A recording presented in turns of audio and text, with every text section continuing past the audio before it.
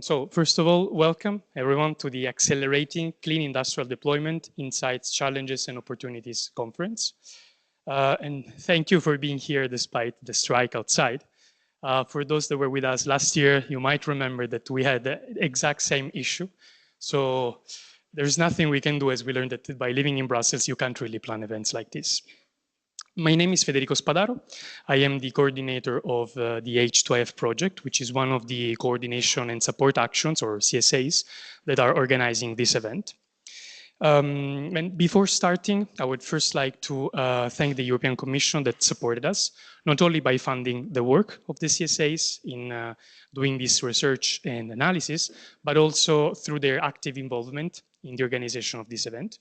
In particular, I would like to thank DG Clima for the inputs and availability of the speakers, DG RTD and CINEA for the precious time that they put into organizing this event. So the main aim of today's conference will be to showcase the results of these CSAs, these coordination and support actions, whose common aim is to find a bridge, a methodology to scale up research and innovation results to market deployment. We will start the event with a more policy-oriented session where we will discover the latest updates, if you want, of the Clean Industrial Deal. And then we will deep dive into the work that has been carried out by the CSAs and their results in terms of methodologies, challenges, and lessons learned, but also in terms of tools that are available to prospective applicants or upscalers. We will then have a dedicated session for real-life stories, where speakers from technological results, R&I that scaled up and attempted to apply to the Innovation Fund will present their own experiences. And then finally, we will have a dedicated session with roundtables divided per sector, where you will have the chance to speak to experts and to people who applied to the Innovation Fund and upscaled their own research innovations. But before going into the contents of today's conference, I would like to welcome on stage Martin Lange, Head of Unit of Horizon Europe Energy at CINEA, who will give us the opening remarks for this event. Welcome, Martin.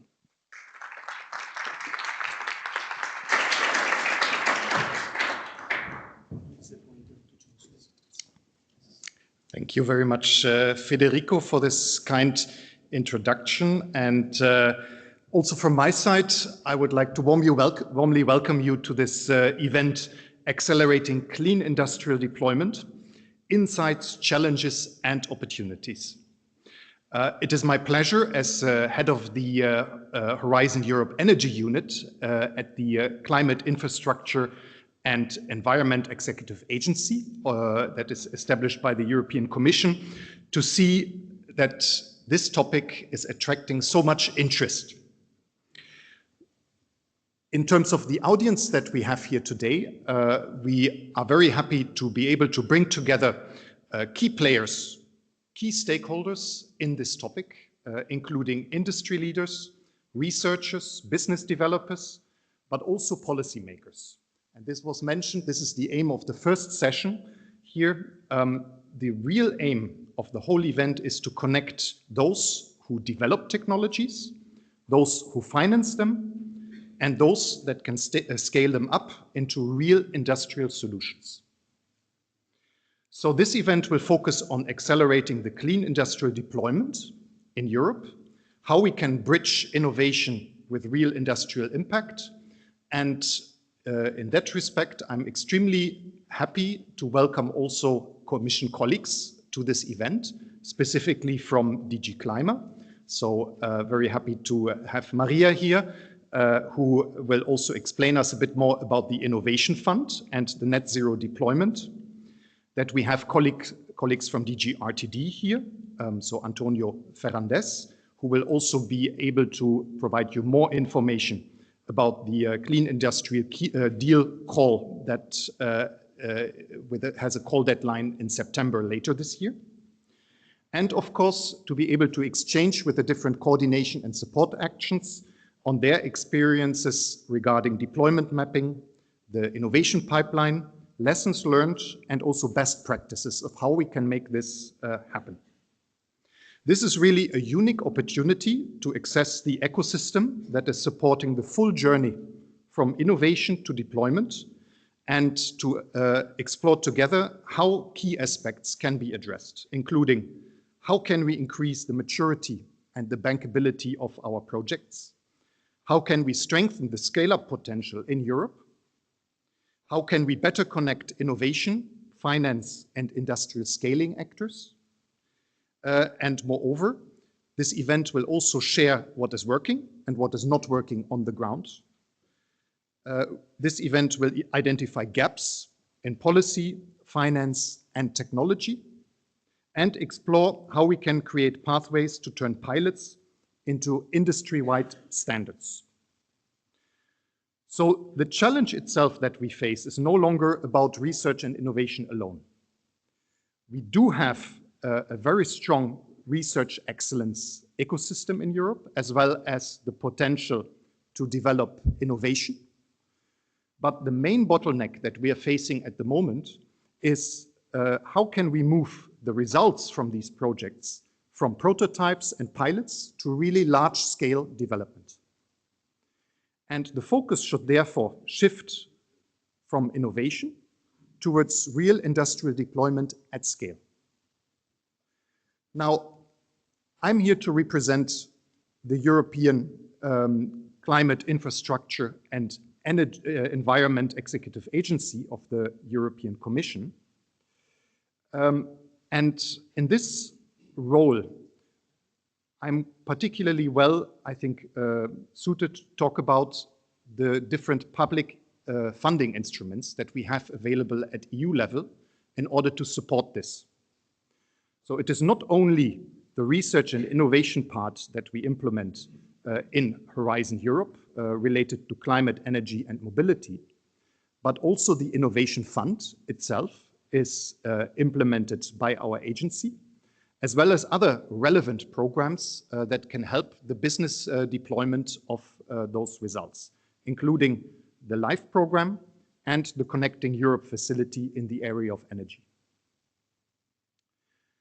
What is certainly very helpful is that CINEA manages all these EU programs with a specific focus on climate, energy, and mobility, and we are able to create synergies between all these programs, which is absolutely vital to address the big challenge of climate change.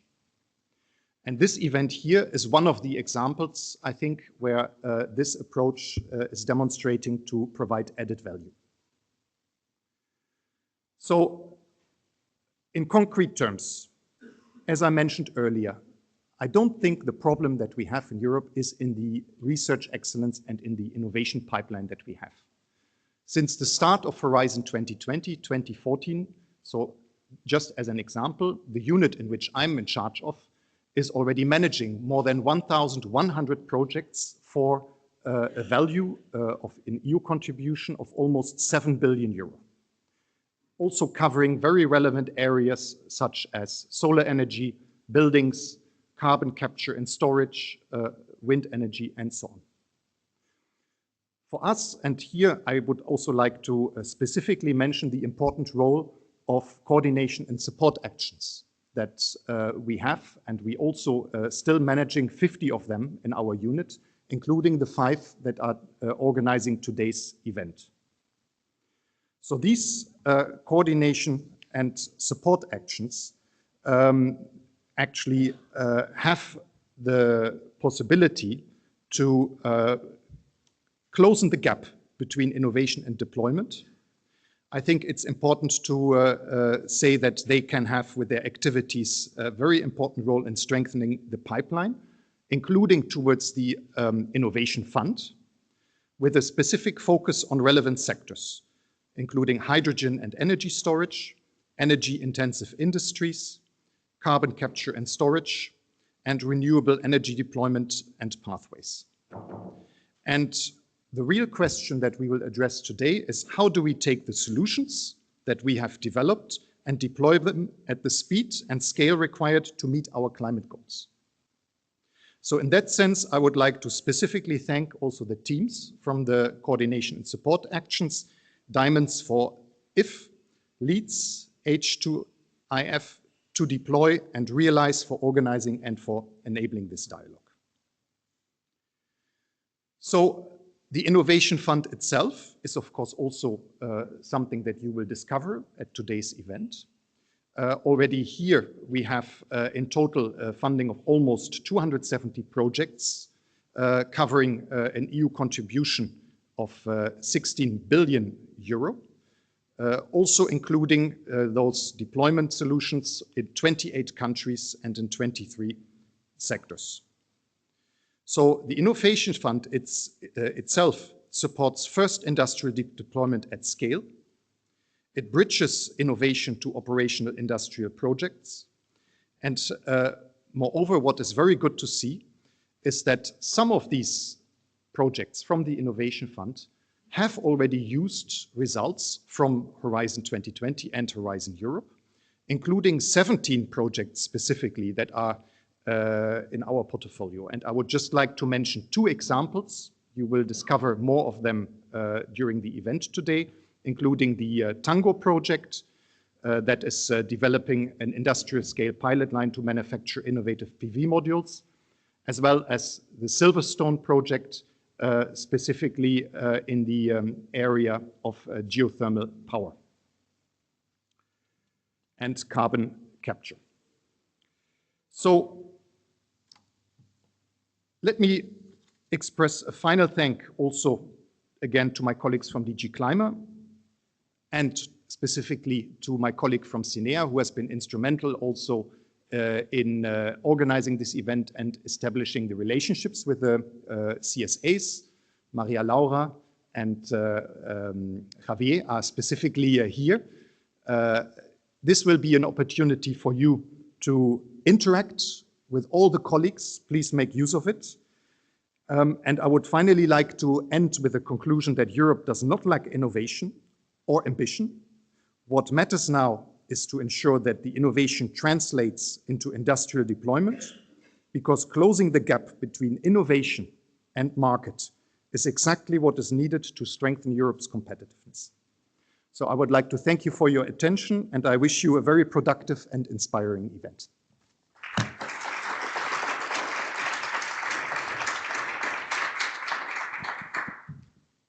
Thank you very much, Martin, for the speech and for the very encouraging and flattering words in relation to our work as CSAs. In order to continue with our conference, I would like then to call on stage Maria Velkova for a few introductory words about the event and to kick off the first keynote session about the Innovation Fund within the framework of the Clean Industrial Year. Maria is a Deputy Head of Unit of Low Carbon Solutions Research and Low Carbon Technology Deployment Unit at DG Climate. Thank you, Maria. The floor is yours. Good morning, everybody. Very happy to be here with you. I will be very short in the opening part because Martin said it all, except maybe that I would like to say that, just to underline that our unit, I'm from a unit which is called Research and Deployment of Low Carbon Solutions. So we're actually very much looking into what you're exactly trying to do and trying to help moving research to deployment, because this is what we need. So I have a presentation, and if you could even move already towards it. I have this. Okay. Let's see what I need to press. Oh, no. This one? Okay, great. It's just I want to have my presentation more focused and practical, because I know you have a long day, and we are here to actually also learn. This is what I wanted to say. I have a few Commission colleagues, as Martin already said. It is mostly for you, researchers, I hope, like people working on these innovative technologies and thinking what to do next. So the conference is mostly for you to learn and to find solutions. But I just want to underline that it's also for us to understand how we can better help you, because we are at the last years of the current multi-annual financial framework, and you know that the Commission has already put forward the proposal for the next what is called MFF, Multi-Annual Financial Framework, where we actually have offered much more flexible solutions, we hope, where we can facilitate this moving from research to demonstration to deployment with flexible tools, with more simple tools, and where you will find your way easier. But we are actually about also to propose the review of the emission trading scheme directive, where we will propose a continuation of the innovation fund, we will propose the industrial decarbonisation bank, continuation of the modernization fund, and overall the framework for the emission trading scheme towards 2040, which is also very, very important because this is our policy angle, but we know that just with targets it doesn't work, it's not enough, we need to provide the funding that is needed. And we hope that we are providing, at least at EU level, the tools that are most suitable for what the researchers and the market needs. But that is for the future, and I have been asked to explain a little bit the Innovation Fund. I don't know how, to what extent you know the Innovation Fund. I know that some of you know it inside out. Some of you have actually even tried to get funding from the Innovation Fund. I don't know if there are any projects here, actually representatives of successful projects here, maybe not. Only aspiring, but so I will be rather short because there's a lot of information online already now that is available, and when we have actually open calls for proposals, we do info days, which are extremely useful. So I'm going to touch upon also these places and ways to find more information and support. And actually, Martin made it a little bit easier for me because he actually presented the overview of projects that CINE is managing for Innovation Fund. But just starting with this slide, that is our main slide on Innovation Fund. I already mentioned the emission trading scheme. Actually, a reminder that Innovation Fund is not part of this MFF, it's not part of the EU budget, but it's external to the budget, still forming in a way part of the EU budget. But we are a bit independent because we generate actually the funding on the market, on the emission trading, through the emission trading system. Which actually also has pros, but it has also cons. We don't know how much money we have for a period of time. So that's why there's always this asterisk. We have an estimate of 40 billion for the period 2020 to 2030. And let's see what we will have for the next period. But we will continue with the Innovation Fund, that is for sure after 2030. And I think this is important for you to know because many of the projects you're working on are most probably going to finish towards 2030, so you need to have a perspective, and the perspective is there. You can be certain that the funding will be there, and we more or less will continue giving these grants. Actually, what we do mostly, like 93% of the budget actually goes towards grants, and grants that are given through regular calls for proposals, maybe quite similar to what you know in Horizon, and through auctions, which is competitive bidding, where we look only at the price, actually. I have a slide on that. And what is important here, and we fully cover the scope of your projects, because you're working in renewable energy and carbon capture and storage, from what I understood, hydrogen. We cover all the sectors that the emission trading system covers, so including mobility and buildings. So you are fully in scope of what we do. And just to underline, the main objective is significantly to reduce the greenhouse gas emissions. So that I think it's more or less enough. This slide is actually quite contentious slide because here we actually try to picture where the Innovation Fund stands in terms of support to projects in relation to their technological readiness level, so quite high technological readiness level and quite low still commercial readiness level. So we are before deployment for sure. So The grants that we give in Innovation Fund are there to help large-scale demonstration, first-of-a-kind commercial plants. It could be second-of-a-kind. Actually, we do have a big portfolio of carbon capture and storage projects, and one would ask, but why so many? In fact, we say we still consider those projects in scope, innovative, because they do go still beyond the state of the art. For example, there is just one single cement plant with carbon capture in the whole of the European area. But the most important is that there is a funding gap. Actually, for us to consider that the support can be given is the projects have to demonstrate a funding gap. And as long as there is such a funding gap, the projects will remain eligible for the fund. And then here, I'm not going to, well, Horizon Europe, European Innovation Council, they're not correctly placed on the map. The LIFE program, Modernization Fund, Connecting Europe Facility, InvestEU, it's more like to say that there are other programs that exist that can be also helpful, either before the Innovation Fund or after the Innovation Fund. Also, here, not so visible on the slide, but the national funding.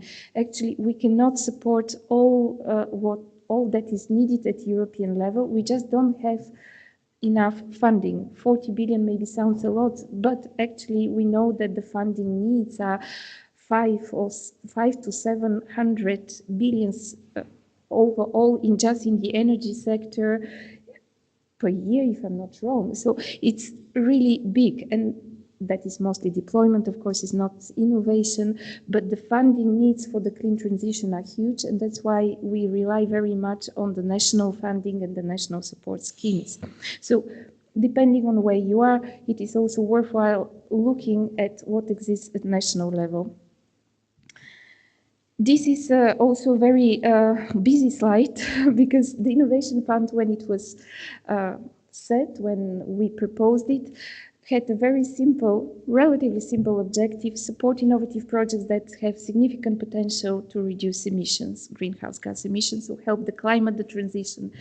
However, over the years, since 2020, there have been a lot of policy priorities, policy needs, to support this or that sector. The reality is that all sectors need support, but we have actually put an emphasis in the Innovation Fund calls for proposals in one way or another on different sectors. So for example, if you're in the area of hydrogen, you most probably have heard of the European Hydrogen Bank, and what we are doing is this competitive bidding that I mentioned. So we have calls for proposals for which, well, they still call for proposals, but these are auctions, competitive bidding, and we actually just closed the third such hydrogen auction, and we announced the results. Maybe if you're following, you have seen these 9 projects that have been invited to grant agreement preparation, which were on the slide of Martin, a result of this last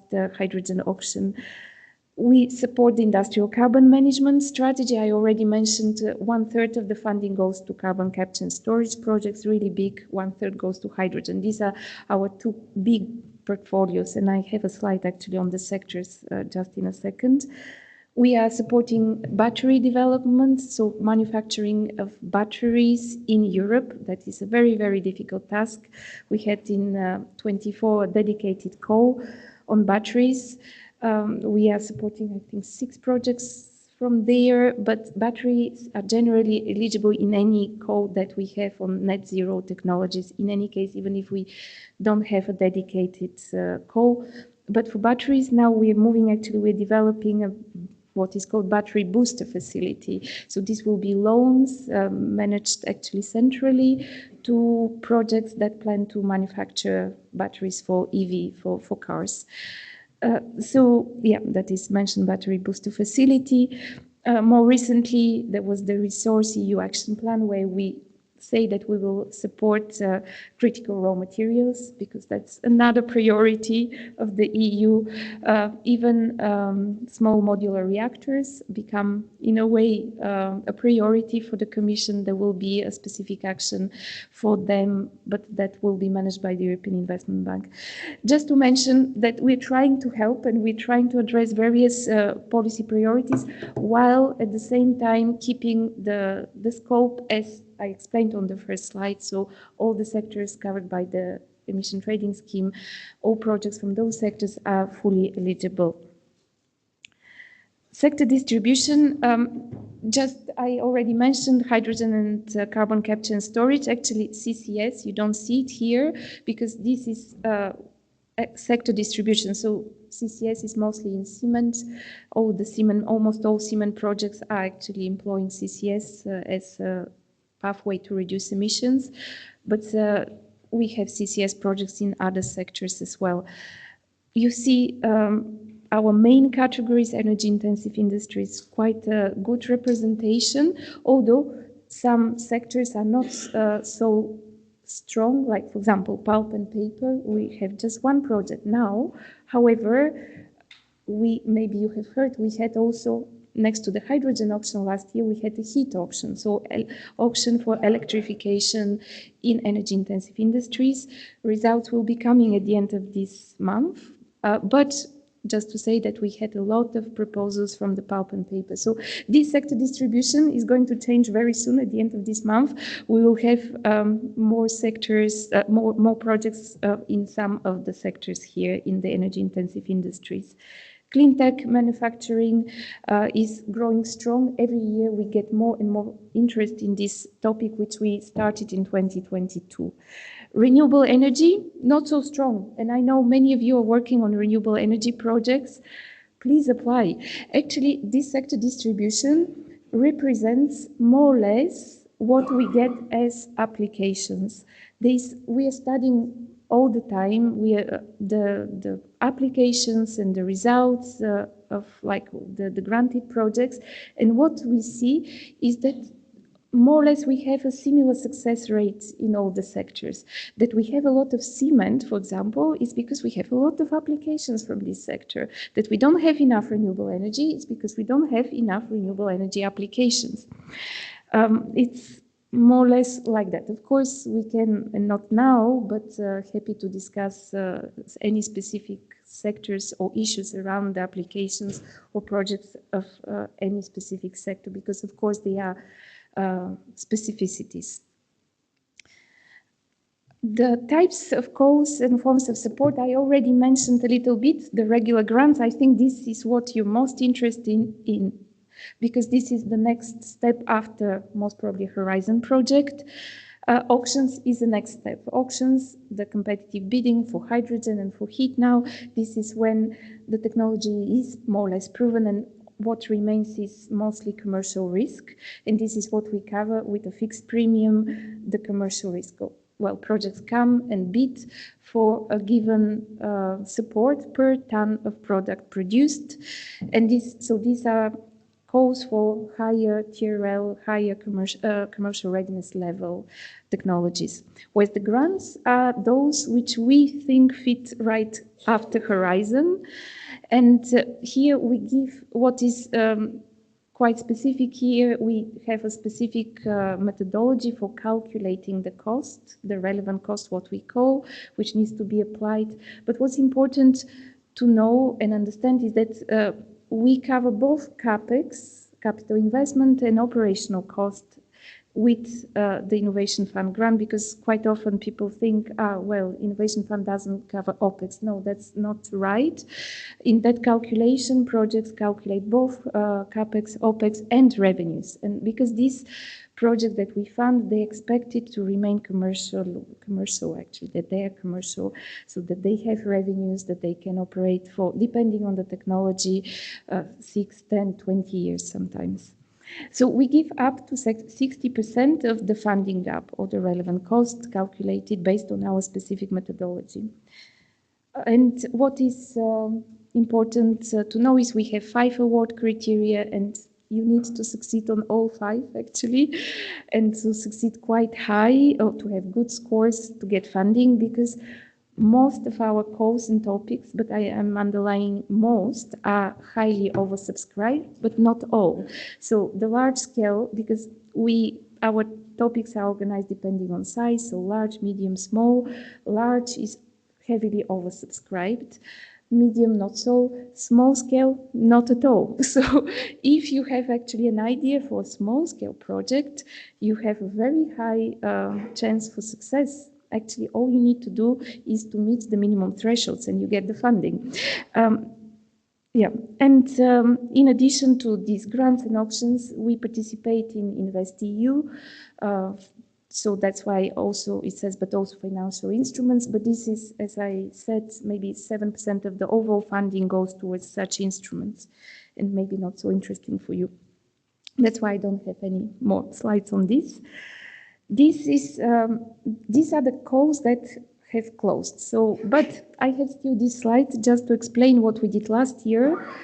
I still cannot say what calls will be open in 2026 at the end of this year, but we do have regular calls, and we always aim, I mean, this is good for CINEA, but it's good for the market to publish them towards the end of the year, so end of November.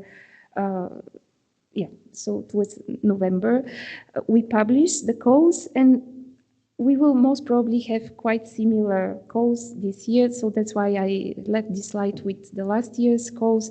We're expecting most probably to continue with the hydrogen auction, to be confirmed, because we have already 3 auctions, and we have actually delivered the promise of 3 billion from Innovation Fund towards this European Hydrogen Bank. However, in terms of projects that we have committed, it's less than 3 billion. So we have put forward the funding, but it has not been taken by the market. The money has not been lost. They have been used for actually the other calls, mostly the NZT call, Net Zero Technologies call. Last year, 2.9 billion. The call has just closed. CINEA is busy evaluating 358 proposals from what I know.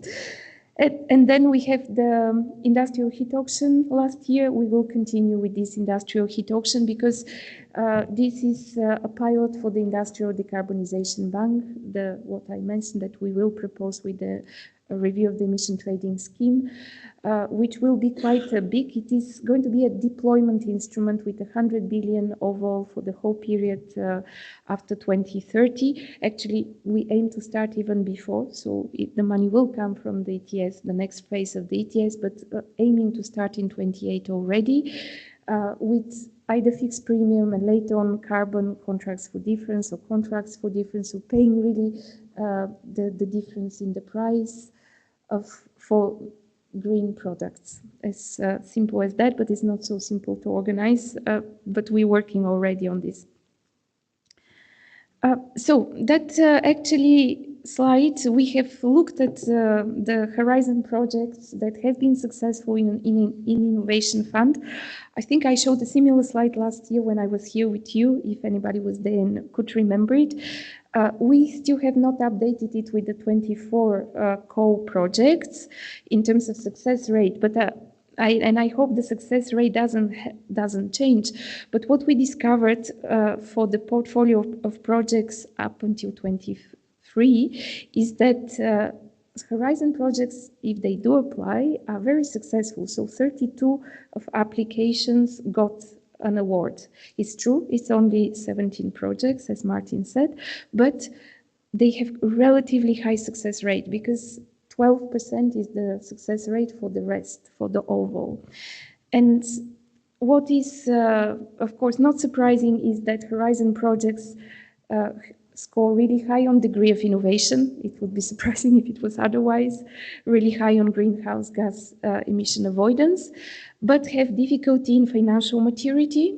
But just to say, this is the case for all types of projects. The most difficult criterion is financial maturity, and it's not surprising because this is where you make the project actually successful or not. If you have the technical maturity is not so difficult, it's not so easy, but it's not so difficult. But the financial maturity, finding all the funding that is needed for a project to be realized commercially, not as a research project, it's not easy. And it's not easy not only for Horizon projects, it's not easy for any project that applies to us. It's not easy, unfortunately, for any project of the clean transition, and that's why we are there to support.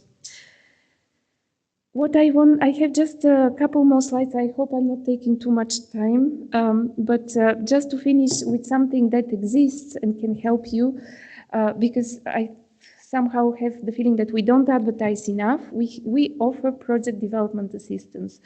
We, meaning the European Investment Bank, we have an agreement with them. Money from the Innovation Fund are given to the bank to provide project development assistance for two projects that want to apply to Innovation Fund. So before last year, actually, it was given only to projects that were not sufficiently mature in an innovation fund competition, and they could get support exactly in financial maturity, technical maturity, operational maturity. You see here a little bit on the slide what type of support is being given, like, for example, developing or improving business plan, market analysis, financial forecasts, working on the financial model, which is very important, capital structuring, all sorts of like analysis and support that can help the maturity of the projects. So before that was possible only after Innovation Fund competition. Now this support is open to any eligible, potentially eligible project to Innovation Fund. So there is a check of the eligibility of the project.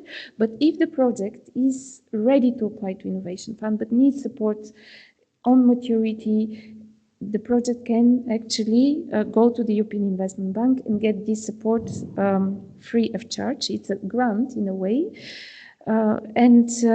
Here there's actually, I will share, of course, the slides with, or the colleagues will share the slides. There's a link to, but you can even find it on the internet. Just type Innovation Fund, PDA, European Investment Bank, and you get to the web page. And there's a request form there you can fill in if you need this support. And I really strongly encourage you to do so if you are at the level of applying, if you have also a few months to prepare. And actually now it is the right moment in a way to apply, because when we open the calls in November, they will close next year in April. So if you start now with this request, you can see actually 2 to 3 months it takes the European Investment Bank to get to because there will be a contract signed, and then 3 to 6 months to deliver the service. So you're just in time to get this support for the next call deadline. And then maybe one of my final slides is the information on the national contact points. So like in Horizon, we have also national contact points for Innovation Fund. Perhaps sometimes they are the same people as Horizon or in the same agency, but quite often they're different. It doesn't matter. What matters is that they know a lot about the Innovation Fund, the application process, and how to help you. So don't hesitate. Again, here, I haven't put here the link, but if you just type National Contact Points Innovation Fund, you find them on our website in the country which you're interested in. And what's really useful is that they organize national info days where we go. We, from DG Klima, with colleagues from CINEA, and explain the calls, explain how to apply, and give a lot of advice. What is also very useful there, during these info days, we have orientation dialogues. So it's only half an hour, but there, behind closed doors, you can present your project and get some advice. Is like on the project, ask questions. And this is found as very useful service. But these info days, they take part after our EU level EU level info day, which will be most probably in December this year. So the info days are in December, January, February. And then that's really my last slide, just to advertise our next events, because we are organizing 2 big events. One is next week, 19th of May, the annual Cleantech Conference, which is an event where we invite policymakers and projects and bankers to talk about the challenges, about how to overcome them, and to give good examples. It's a nice event. You can watch online. You can still, I believe, register and come on site if you're in Brussels. So do have a look. There are links actually here on the slide, but of course you can just type as well. And actually, if you read Advancing Europe's Leadership Through Transformative Decarbonisation, that's the title of our event, which is very close to the title of this event. So my colleagues were even like, but what is this event taking place today? actually, our think tank conference is next week, so I had to explain to them, no, this is a different one. And then on 19th of June, again 19th, we have our annual stakeholder consultation event. And here we present where we are with Innovation Fund. We present a little bit the thinking about the 2026, well, the year's calls for proposals. We seek input. So there will be panel discussions. We will actually most probably discuss how to simplify further. This is one recurrent topic that we're trying to become simpler, although that's not so easy, but also how to support. This year we will have a dedicated panel how to support SMEs and small-scale projects, because we are planning to have a simpler support to these types of projects this year. So that's all that I think I can say, and I wanted to say thank you very much.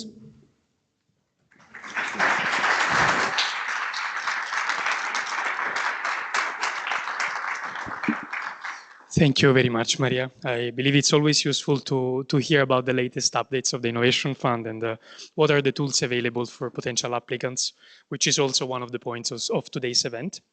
In order to continue with the presentation, I would like to switch to the next part, let's say the second half of the innovation pipeline, which is more concerning the research world. And so I would like to call on stage Antonio Ferrandez, Policy Officer at Industrial Transformation Unit at the DGRTD, who will provide some details on the Horizon Call Work Program for 2026-2027, again in the framework of the Clean Industrial Deal. Floor is yours, Antonio. Thank you very much. I'm going to try to move the slides. Nice, this one. Well, as I was introduced, I'm Antonio Ferrandez. I am the policy officer responsible of energy-intensive industry, well, the research part of energy-intensive industries in DGRTD.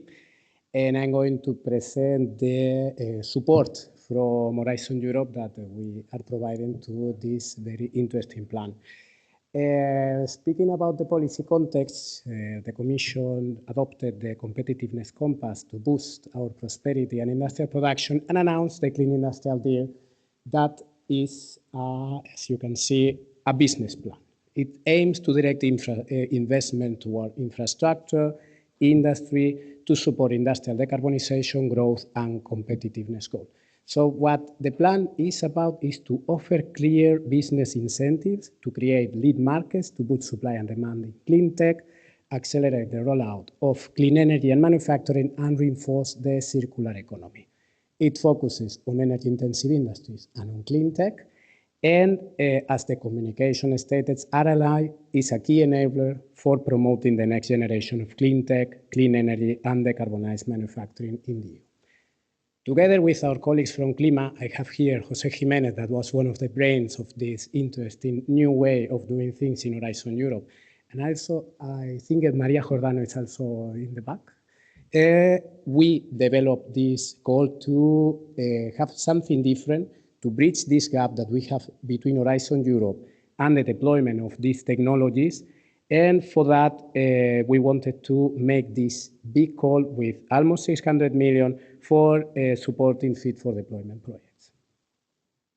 As you can see, we have a joint call between clusters 4 and 5. This is the first time that we envisage such a thing, with two big non-prescriptive topics based on the Clean Industrial Deal focus, that are clean technologies for climate action and decarbonization of energy-intensive industries.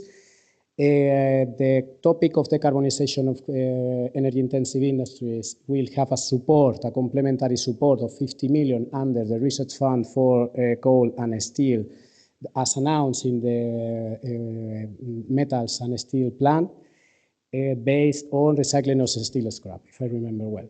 Both topics are innovation actions, so they are targeting fit for deployment solution at TRL 8, and the projects will be between 15 and 25 million euros. As you can see, the novelties of this call are that the applicants are free to decide on which specific tech value chain they will to strengthen to this innovative and competitive decarbonization solution. The focus is on industrial competitiveness, so they need to demonstrate this industrial leadership in the view of the deployment after the project. For example, having a very important or very strong industry behind the project. They need to set out a very good business plan and market readiness strategy, and they need to think ahead of leveraging these investments for deployment in the next stage of the project. For example, preparing an application for innovation fund, as we were mentioning before. The other novelty is also this value chain and cross-sectorial integration. This is about collaboration, the combination of suppliers, users, and relevant stakeholders to work across a specific value tech chain. And we expect that with this call, we will accelerate the rollout and deployment of industrial decarbonization and clean tech, promoting the competitiveness of these industries in the EU, support the manufacturing capacity in Europe, and strengthen these resilient value chains to reduce strategic dependencies, facilitation of the mobilization of alignment and of public and private investments, and reducing the energy price gap in Europe. Now, going into the first topic, the objective here of the topic of decarbonization of energy-intensive industries is the acceleration of the use of innovative technologies to decarbonize, bringing to the market more cost-effective clean products. The idea is that they create new innovative first-of-a-kind operational demonstrators, or that they optimize new installed decarbonization solutions in Europe, and to demonstrate the market readiness of these future clean products via a credible business plan. So the first point is to help in creating this lead market, the second, the deployment, and the third, the market readiness. So what do we want to see in the projects? Then in this case, there are three areas that have a promising growth potential in Europe that are managing of carbon cycle, clean energy usage in production, and circularity and resource efficiency. The projects can decide which of these areas they would like to work in. The idea is that they need to show this market readiness and to show results in a direct or an indirect way. A direct way could be the decarbonization of a specific process. This is very cross-sectorial. We have many sectors in energy-intensive industries. An indirect way could be the development of this green or clean product. As you can see also, I mentioned that this topic implements this eco-program European partnerships that are Processes for Planet and Clean Steel. And you can see here these documents that are the strategic research and innovation agenda of the partnerships that are very interesting for the colleagues that would like to apply for these calls. In the topic of clean tech for climate, the objective is to strengthen the competitiveness, sustainability, and resilience of innovative clean tech solutions by demonstrating the capability to significantly increase its circular material use rate, reduce the levelized cost of energy delivered to end users, and improve Europe's industrial leadership, resilience, and supply chain security in line to the NCA.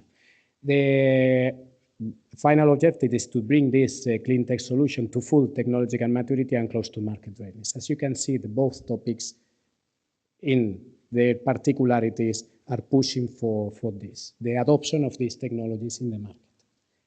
The scope for the clean tech in energy-intensive industries, we have these three clean tech areas: the integrated net zero emission energy system, enhanced zero emission power technologies, and storage technologies, renewable fuels, and carbon capture and utilization.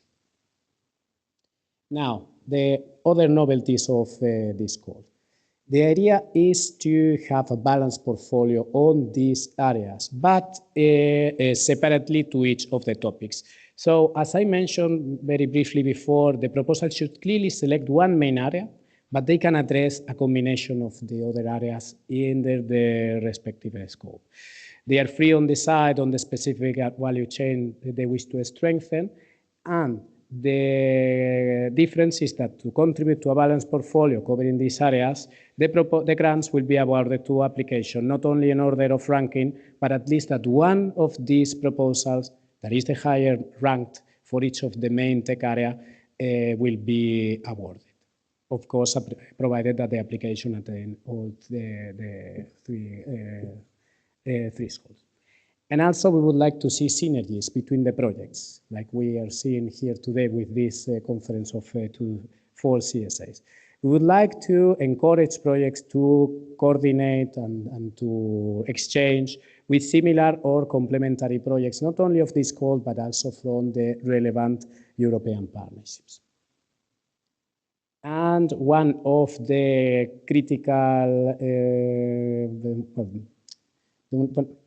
one thing that we think that can help the proposals in terms of the deployment, because what we would like is to see the commercialization.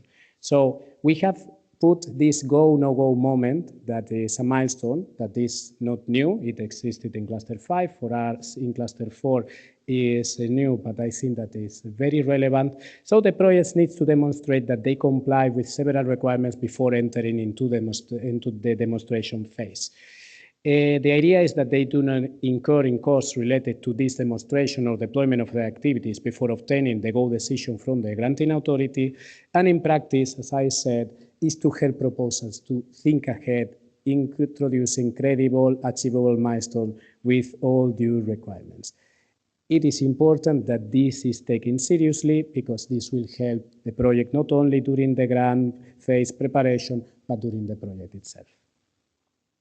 And I finalize with the call dates. It's open. The deadline for this year is the 15th of September. And next year, we will have the opening the 12th of January, and the deadline the 15th of September. And with that, I remain here in the meeting if anyone has any questions. Thank you very much for your attention.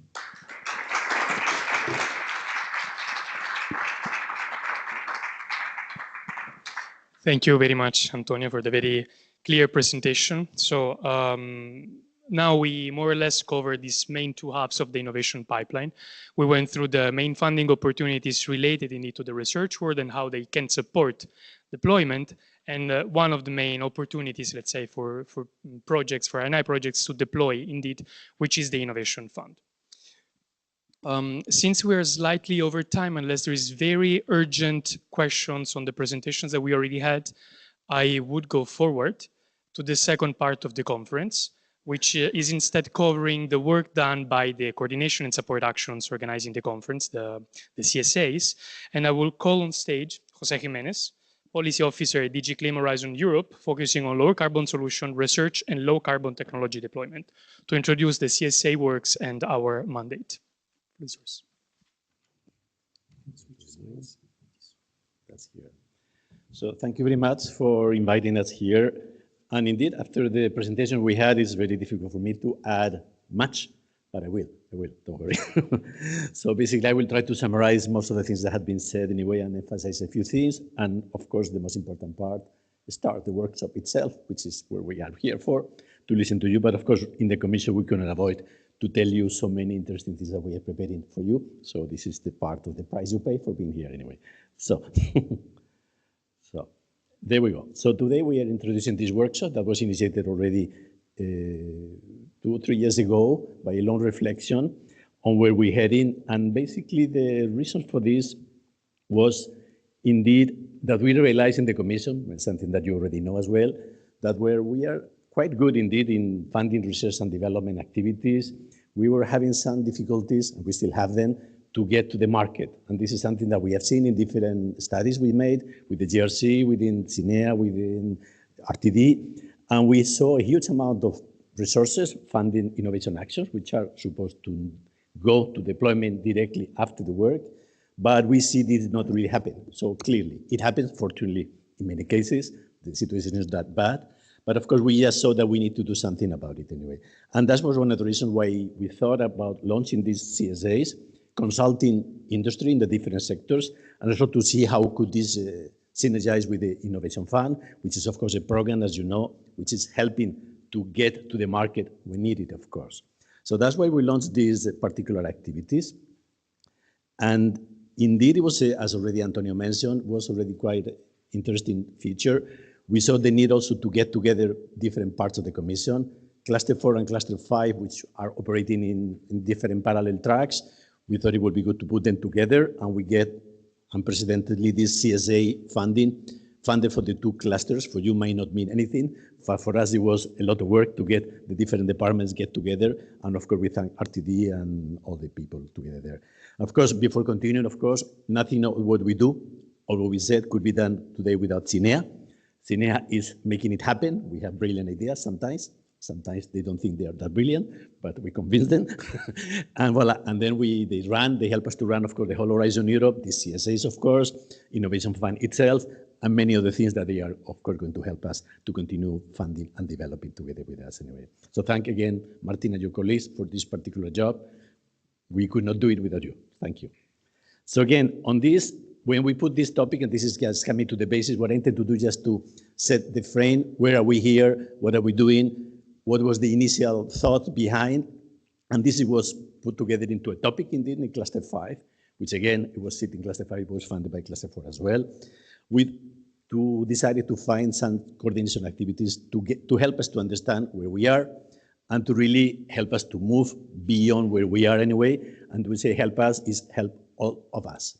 As Maria already mentioned, not only us in the Commission, we need to understand what is wrong, what we can do to help, but of course also for you to understand how you can move beyond the research part anyway. So again, just reading indeed the call itself, this is not very original, but it's good that we remember where we come from and what your somehow obligations are, because this is what the call was about.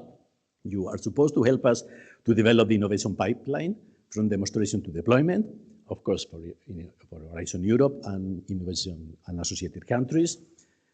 Part of it was also to help us to develop scientific and mature proposals for the deployment of technologies. This comes from the Innovation Fund, which is also part of the program.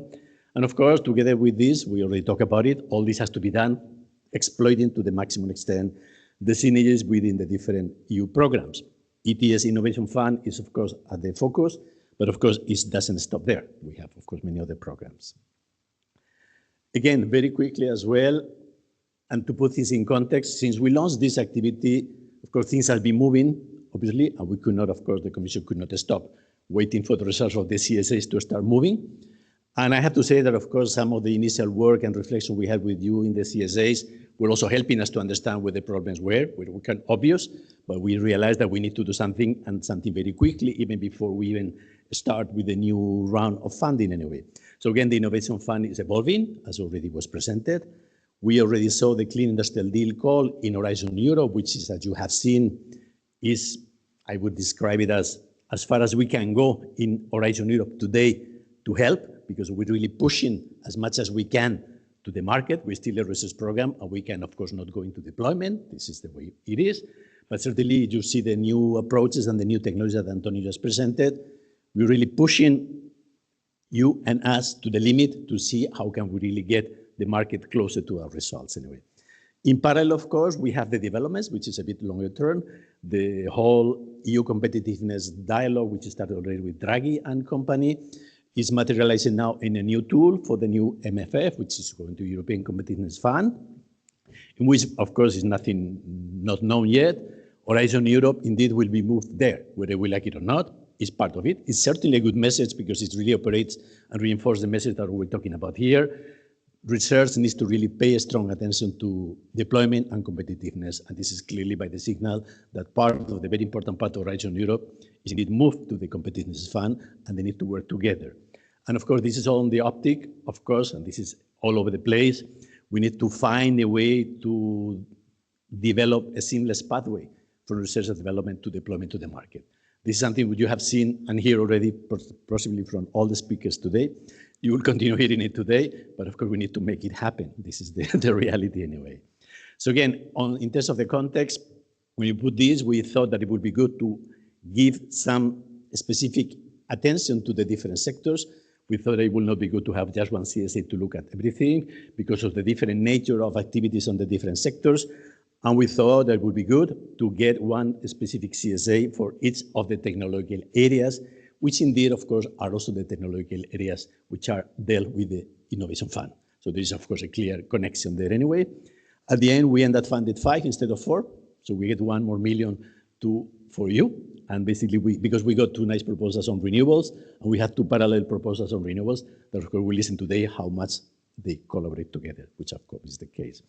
And finally, of course, the key deliverable, which also in the call, is indeed organizing joint open events as the one that we have today. That was a requirement of the call, bringing key stakeholders, which is you and others which are listening today, and to promote the synergy between Horizon Europe and Innovation Fund, like the workshop that we have today here. So again, just to conclude, I was supposed to tell you what are we expecting from you. Well, we're expecting a lot, as you can imagine, at least 5 million euro worth of, of results anyway, independently of that. Clearly, and this is something we know, we really want to understand the potential of the EU for deployment of research in the market in these areas. These areas are different, totally different one to another. So we expect to hear what is wrong or what is, sorry, we should be positive, what could be fixed, we could make it better in the areas of renewables, carbon storage, which is totally different, storage of energy is totally different. Anyway, this is something we do.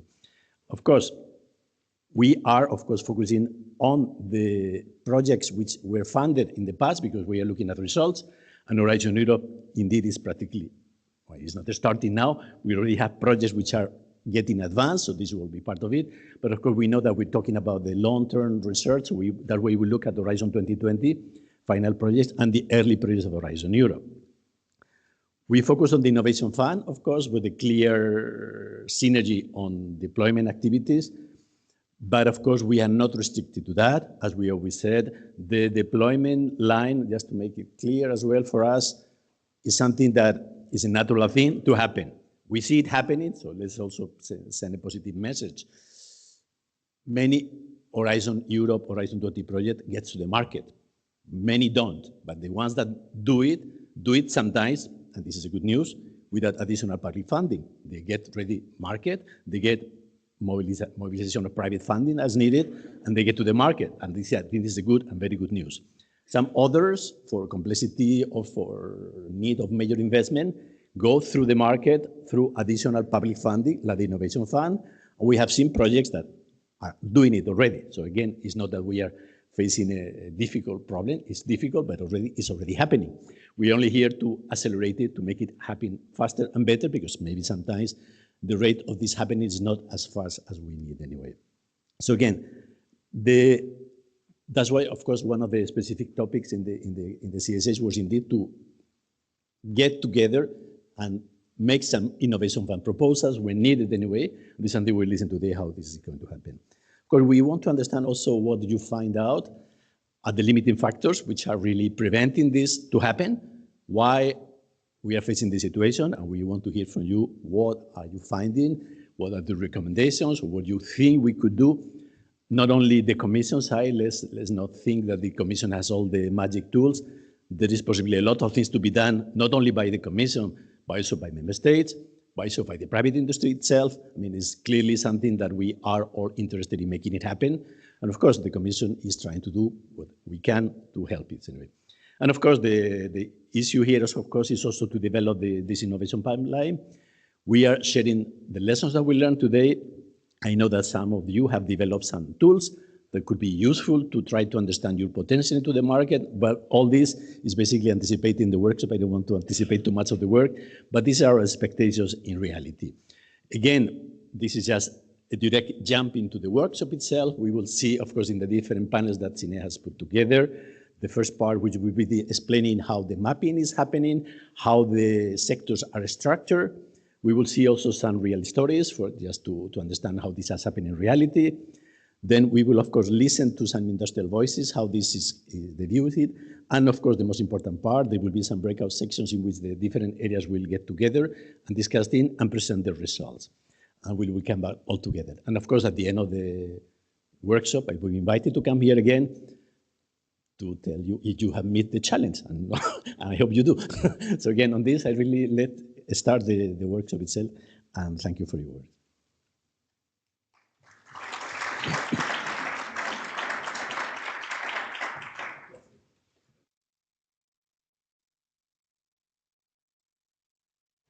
morning. So now we change the master of ceremony role. You will discover why soon. So let me present myself. Some of you know me, but for some new face. So my name is Maria Laura Trefiletti and I work as a project officer at Cinea and in the unit of Horizon Europe Energy. And first, let me thank the organizer of the event, so all the coordination and support action that allow us to be here today. But also a special thanks to my colleagues, because I didn't do everything alone. But Javier Sanchez Lopez and Dana Duitiano, that I see there in the back, so are my two colleagues that also manage the CSAs together with me. So thanks a lot to you. So let's start this panel. As you can see here, you see the title, but what we heard until now? We heard keywords. And for me, the keywords are accelerating and further develop what already the Commission is putting on. So we heard about Innovation Fund, but we heard about also, for example, PDA from the EIB. These are all instruments that you can really use, that industry really to know and use. Together, of course, with the Clean Industrial Deal call and the new upcoming ECF. So we have a big package here in front of us, but are we sure that industries are using in the proper way? And this is why we are here with the CSA to hear from them how they are implementing some, let's say, action and tools that we will introduce us today, and what are the barriers that they identified in this path that they are running during the CSA. So let's go into the panel right now, and I would like, and now you understand why I'm here instead of Federico, is because I would like to introduce you, Federico, as a speaker for the first presentation. One second here, I click, okay. So now we are going to hear from Federico about the mapping of the Horizon 2020 potential for deployment that the CSA are running. And they will introduce us the approach used to identify the select project with deployment potential, and also explaining the criteria that they applied and how suitability was assessed by the CSA. So Federico is a senior EU funding consultant at Clarence and the coordinator of the H2IF projects, and he has experience in European project management and proposal development. So Federico, the floor is yours.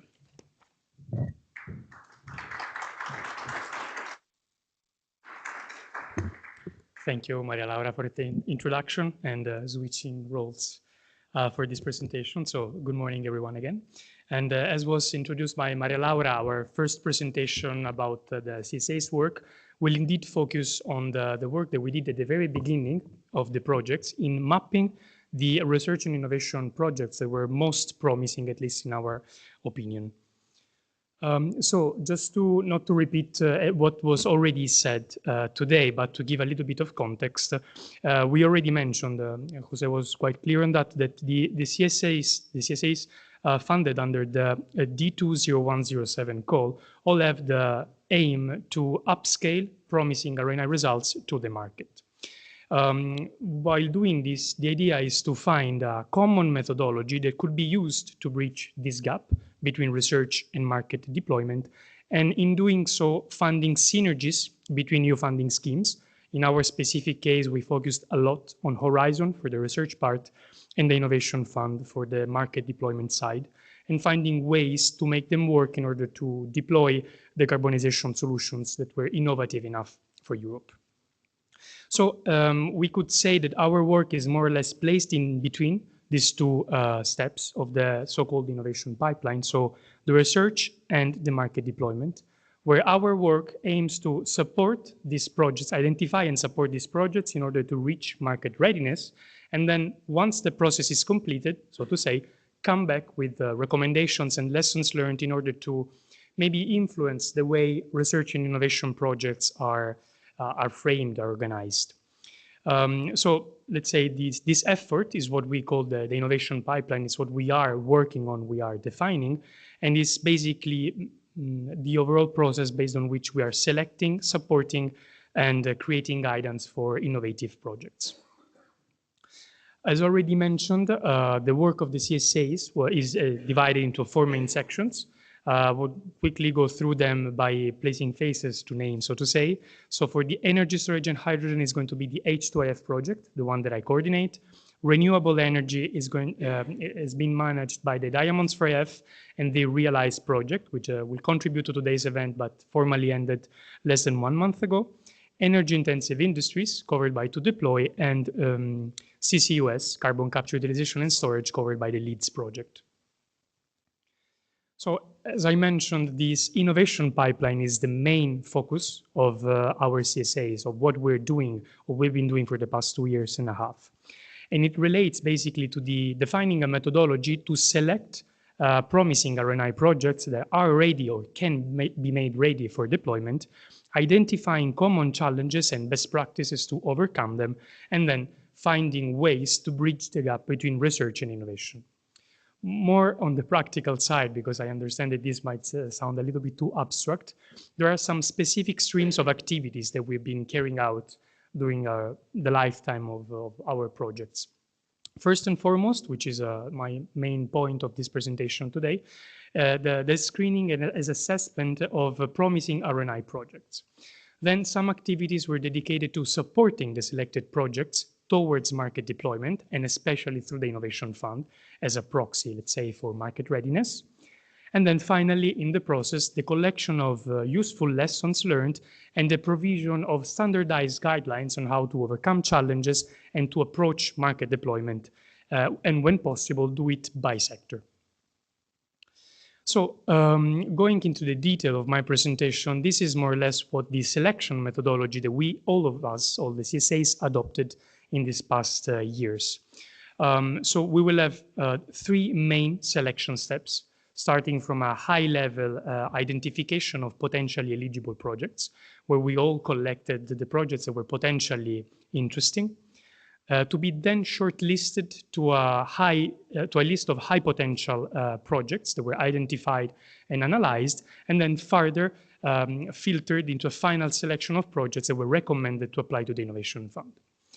Our work, nevertheless, as I was mentioning, didn't finish with the selection itself, but continued with supporting the selected projects into applying to the Innovation Fund, and so trying to reach readiness for market deployment. A small disclaimer at this point is that these selection activities were defined and implemented by each CSA at the very beginning of the project lifetime, or even before to some extent. So they were largely carried out independently. So you will see that perhaps there are some different tools or different results, but the overall framework adopted was the same, and this is what I'm going to present in the next slides today. So the very first step is this high-level identification, which indeed was mostly collecting a wide pool of projects from where the analysis could start.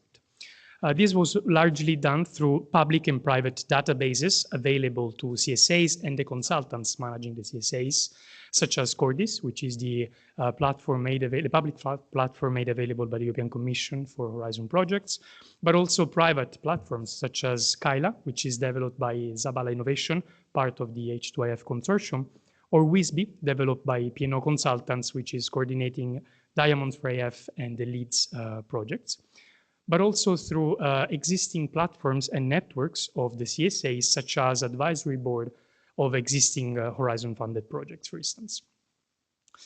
During this first selection, there were some broad criteria that all of us adopted in order to select the right, wide enough pool of projects. So we all focused on Horizon-funded research and innovation projects, especially on research and innovation actions and innovation actions. For those of you who are familiar with Horizon jargon, this means 4 to 5 TRL projects and 6 to 8 TRL projects, which are those producing indeed technical innovations. Each CSA then focused on its own sector and technology specific aspects in order to split the work and cover a wider territory, if you want, without overlapping. And then finally, as I was mentioning, this activity was carried out at the very beginning of CSA's lifetime, so that indeed all the work of analysis we had all the time to carry it out throughout our lifetime. So the result of this very first step of the selection methodology, as I was mentioning, was indeed a wide pool of eligible projects from where the real analysis could start for the selection of promising one. So indeed, the second step of the selection methodology was the most consistent one, the one that entailed the widest analysis from the CSAs and the consultants involved in the CSAs. And this was done mostly on publicly available information.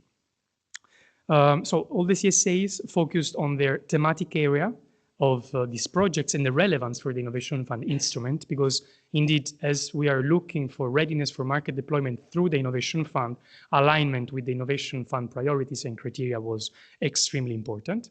And then considerations were done in relation to the technical maturities of the project from the wide pool, let's say, based on the descriptions of results, deliverables, but also on the expected TRL by the end of the project. And then additional considerations to the extent possible were done in relation to the scalability and marketability potential, based, for instance, on publicly available exploitation summaries or extracts. Now, you well understand that public information was now a good tool for us to run this analysis, but also quite a limitation, because to some extent this information is not always available, and this influenced the way this selection was done. Nevertheless, the result of this second step of the selection methodology was indeed, as I was mentioning, a short list of high potential projects that, just to give you a benchmark, was between 10 and 20% the size of the wide pool that was previously identified. So you see that the filtering exercise here was particularly intense. Finally, the final selection was carried out, this activity, this third step, in order to identify the most promising innovations between the ones shortlisted and those that were more likely indeed to be able to upscale to market through the Innovation Fund or in general terms. So in this step, all the CSAs, again, despite working independently from each other, they all performed some sort of viability checks by using different tools, some developed by themselves, some other available. Some tools involve, for instance, self-assessment questionnaires, surveys, even direct interviews with the pre-selected projects, or pre-scoring system that could somehow place those projects within the Innovation Fund evaluation spectrum. The aim of these viability checks and tools was indeed to collect additional information that at this point was not public anymore, but was asked directly to the interested parties, let's say, in order to further analyze the different projects and innovations and understand how well aligned they were with the Innovation Fund criteria and whether there were gaps and where these gaps were. Spoiler alert, they were mostly on the business side. One final point that was done within this third step of the selection was instead more linked to the company's perspective. So for the first time, we're talking here about companies, not anymore about projects. And this is particularly important because all CSAs went into the detail and trying to understand whether there was a clear technology owner of the selected technology based on the previous steps, and whether that company was also financially viable and had the financial structure solid enough to go to market indeed. Because indeed these are extremely important aspects when we're talking about Innovation Fund applications and go to market. So the result of this third selection step was indeed an even shorter list of companies, again, not project in this case, but companies that were selected because deemed able to upscale and apply to the Innovation Fund with the right guidance, and to some extent, well, also recommended to apply in the next 2 or 3 years. So once this selection procedure was indeed defined, put in place, and obtained results with the final list, all the CSAs, to different extents and different timings, started the activities to prepare the selected project to indeed market uptake, market deployment through the Innovation Fund application. The activities that we carried out are, for instance, a guided collection of the relevant information. So we all supported the applicants in understanding what is needed in order to apply to the Innovation Fund in terms of needed information on technical, financial maturity, GHG avoidance, and so on. Some of us organized Innovation Fund specific coaching and guidance, mostly in the form of Innovation Fund workshops or masterclasses dedicated for the projects that were selected and deemed indeed the most promising ones. We also provided tailored support during the proposal application process. For instance, we drafted individual roadmaps to support applicants and understand all the intermediate checkpoints and milestones in order to arrive at the application deadline more prepared than not. We supported them in co-drafting the proposals and reviewing the proposals that were written in order to clearly address the gaps and guide them in this process. And then, yes, as I was mentioning, this overall process was also influenced by a constant identification of gaps, which was possible due to the additional information that we were collected week by week, and then finding ways to close them through tailored recommendations on the best ways to address these issues. So after this final, if you want, step of this innovation pipeline carried out by the different CSAs, the results were 14 Innovation Fund applications submitted between 2024 and today, so during the useful lifetime of the CSAs, with at least 2 more expected in the first half of 2027. So before concluding, this is more or less what this selection and support, if you want, process looks like in terms of actual results and real numbers. So you can see that there is a clear funnel approach since from the very first step of large pool of projects up to the end where we reached Innovation Fund applications, some of which were also successful. There might be some discrepancies here and there, but as I was mentioning, this selection was carried out differently by the different CSAs because of different sectors and by using different tools to some extent. But you can see that the results are well aligned between all the CSAs. So this is it from my side about the overall methodology. I don't know if we have any question from the audience, otherwise leave the floor back to Maria. Thank you, Federico. Yeah, yes.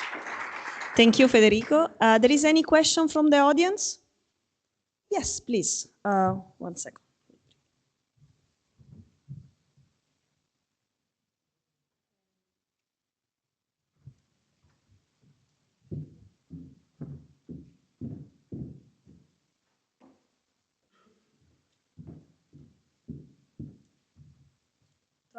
Is it? Yeah, it's working. Hi. Karim Hassan, working for the Catalonia government. Thank you for the very interesting presentation. My question is about the sort of like the difference between the selected applicants and the number of IF applications. Can you elaborate a bit? It looked like it was at least 50% difference between the selected and those that actually applied. Did you get any interesting information about what was the blocking problem? And maybe just one more layer of question is it linked to the difference between the project and the company and the lack of ownership, let's say, in that space? Thank you. Thank you very much. So let me quickly recap because that's quite a few questions. So the first one is the difference between the last 2 steps here of the funnel, then differences between companies and projects, and then if we have some bottlenecks, especially in this selection between. Okay, so first of all, I mean, this is a very on-point question, I have to say. And of course, it was not in my slide, but this is something that, of course, we noticed as well while doing this work. So let's say until the second step and part of the third step, the work that we did was indeed by analyzing available information and to some extent also collecting it. Let's say halfway through the third step, we started contacting projects and then companies within projects in order to have additional information. But I mean, the first main issue between those steps was indeed reaching out. So sometimes you don't get an answer. To some extent, wherever we had some direct contacts was easier to reach out to consortia and companies, but this direct contacting of companies was mostly carried out also through, for instance, Cortis, so the platform you can actually contact projects. And if a Horizon project has ended, sometimes it's harder to reach out to consortia or to at least have them interested to reply to you in order to do additional work on a project that was ended. So this was, let's say, one of the challenges in indeed having perfect information on the selection procedure, and which is also one of the reasons why, indeed one of the reasons why the selected applicants and the IF applications are not the same number. Another main reason is instead related to the fact that we selected applicants, we selected projects and companies that were interesting for us. But of course, besides, let's say, the market, financial, technological aspects that in theory can work for the Innovation Fund, you should also look at the company strategy. Sometimes it happened, and I mean, I think it happened to all of us, the CSAs, we found out that indeed a specific applicant was not in the interest of the company to go for that application in that specific moment of time. Maybe because of the lack of resources, maybe because additional development, technological or market related was still expected. I won't go into the details of this because we will have a specific session on bottlenecks, so I won't spoil anything from that presentation, but this was, let's say, one of the main reasons besides the collection of information. And about the last point, so the differences between projects and companies. So this is something that I would say, and we all realize, is one of the main discrepancies, if you want, between Horizon Europe projects, and if you want RNI projects more in general, and market-ready projects, is basically the collaboration aspect that is very important, especially in Horizon consortia. But then to some extent, in those cases, you often see that there are co-owners of the exploitable results or unclear ownership on some results. So when this is not clear enough, then of course this can be another challenge on why selected applicants and IF applications were different. But then this was part of the work that we did, so trying to understand if there was a company owning a dedicated result, so that if we wanted to work together to go to the Innovation Fund, indeed we didn't have to manage, let's say, co-ownership, because when it comes to IPR, in that case, it can be a little bit tricky to speak about commercialization, let's say. So I hope this answers your question. Thank you. Okay, then I defer to you. Yes, there is another question in the chat. Federico, if you can stay just 1 second, because we are few but good, we say in Italy here, but we have also 30 people connected online. So, and I would like also to give the space to them, in specific to Michela Zudio. The question is a very interesting presentation. 14 IF application is a great result and 2 more in the pipeline. But does this mean 14 plus 2 across all the 4 PDAs or only H2IF? And does this mean small scale IF application or large scale? Tanya Suni, by the way, the author of this. So we are reading Teams chat. Thanks. Okay, thank you very much then for the people online for the question. I apologize for not mentioning this, but indeed this result is from all the CSAs, actually all the 5 CSAs. So also including the Realize project, which I mentioned, was closed less than 1 month ago, but is indeed participating actively to today's event. The scale of the application, I don't have the data with me right now, but it's not just small scale. So I believe we might have a quite fair distribution across different topics. So it's not just small scale, and it's from all the coordination and support actions, if that answers the question, but if not, please follow up. Thank you very much, Federico. And so there is a lot of work behind. So we are seeing as a CINEA, as a also manager of these projects. So thanks, and a lot change based on the topics that we will dig into later on during our panel. So now, for sake of time, I would like to go now into the tools that are available. So, and I ask Silvia Colella and Patrizia Bolognesi to join me on the stage. So Silvia Colella is a project manager at P&O Innovation with 10 years of experience in managing and supporting EU-funded innovation projects. She's actively involved in several European initiatives, working on project development, partnerships, and deployment strategies, and their focus is on bridging R&I results with market opportunity, including through digital tools such WISB, that I think you will introduce us as a support tool. And the colleague, Patrizia Bolognesi, is also from P&O Innovation Germany and also coordinator of Diamond for IF projects. And after completing a degree in international diplomatic science with a focus on energy policy, she has gained over 10 years experience in projects funded by regional or European funds with a focus on energy policy and sustainability. She has a background in urban energy and climate planning, citizens engagement, certification processes within the European Energy Award. Please, the floor is yours.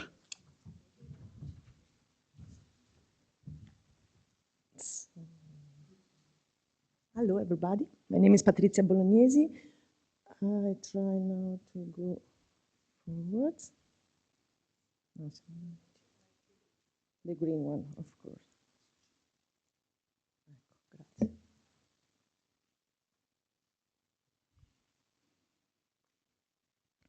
So I will present you some tools that the 5 CSAs have developed in this month, in these years of projects.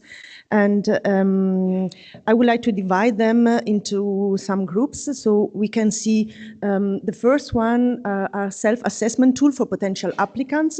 They have been developed from the old CSAs in order to help the potential applicants to have a first self-assessment of their own project.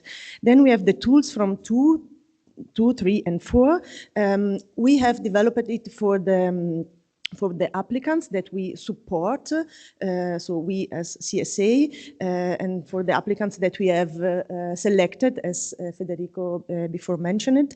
And then the last tools have been developed for supporting our works in the first phase. So you saw with Federico in the first phase where we have to select the big pool. In order to do this selection, we have used some specific tools. Let's say the first one, the self-assessment tools, have been developed from each of us. So you can find it, of course, in each of our website. There are innovation self-assessment, self-check questionnaire, pre-qualification matrix, questionnaire for potential applicants. The idea is always the same. So you as potential applicants, you have the possibility to do a first step and check if your idea has potential to be an innovation fund. Then we have a second group, the innovation and readiness assessment tools. I think this is very important. These are tools used, they have already been mentioned from Federico in the last part, when we have a very small group and we have to decide if they are available, if they are ready to apply for an innovation fund. So in the basic, they are viability checks, let's say. So the idea is to assess the eligibility and the chances of success, to find out the weakness and the gaps that must be correct or must be analyzed in order to be in order to present a good project, and also the capacity of the project in order to manage an INF application. We have also in this phase used an innovation assessment tool developed from P&O Digital, which assess the innovation potential of a project idea. This is an ongoing development tools, but we found it useful to compare the results from the viability checks and the score created from the innovation assessment tools. These tools are very important also because they give the go or no go decision in order to go ahead with the application. And this is very useful because an EF application, we will see it also later, it's very, very complex, and it's very important to know it at the beginning if you have potential, or and you can, and if you have the potential to apply for it and to win it. Then we have a third group of lots of tools in order to support, document support, capacity buildings. So it's a kind of support for the applicants to go through the whole process and to prepare it. So like EF guidelines from the project leads, Innovation Fund practical guides from Diamonds for AF. We have from H2AF, also checklist, a list of our evaluation criteria, a kind of roadmap to support the applicants, but also annotated templates like business plan, feasibility studies, where specific tips and consideration are written on the side in order to support the fulfill of the templates. But also a kind of interactive map, like explaining the whole process, and YouTube video tutorials, workshop materials, and then, as already mentioned, the project to deploy has developed master classes with focus on all the main criteria for the EF application, degree of innovation, social impact, replicability, financial maturity, and so on. And lots of webinars. Here I have reported the two of Leeds in order to to have a dialogue and to support the applicants on the specific topic of the process. Besides that, we have also some tools we have also tried to on one side to present all the knowledge collected in our processes, and also to collect what we have learned and lessons learned, and in order to give policy feedback to CINEA. Of course, you will find on the website of each project the public deliverables, innovation pipeline reports, but also the joint recommendation from the 5 CSA to CINEA and the DGs, and of course all the activities that we have done, so website, LinkedIn accounts, news, events, articles, interviews. So in those years, in those months, we have really done a lot of dissemination activities, and these are also a kind of tools and things that you can use to better be a knowledge of the process that is waiting for you. And the last point is this project scouting and selection tools. As I said, these have been used from the CSAs in the first step of the selection criteria. So when we were looking for projects, we can mention the Zabala database used to find a shortlist project and shortlist this project on available information. The roadmap also developed in the H2IF project, and the WISB tools that has been developed from P&O Digital. And I give the floor to my colleague for a small focus on the WISB tool. Thank you for your attention.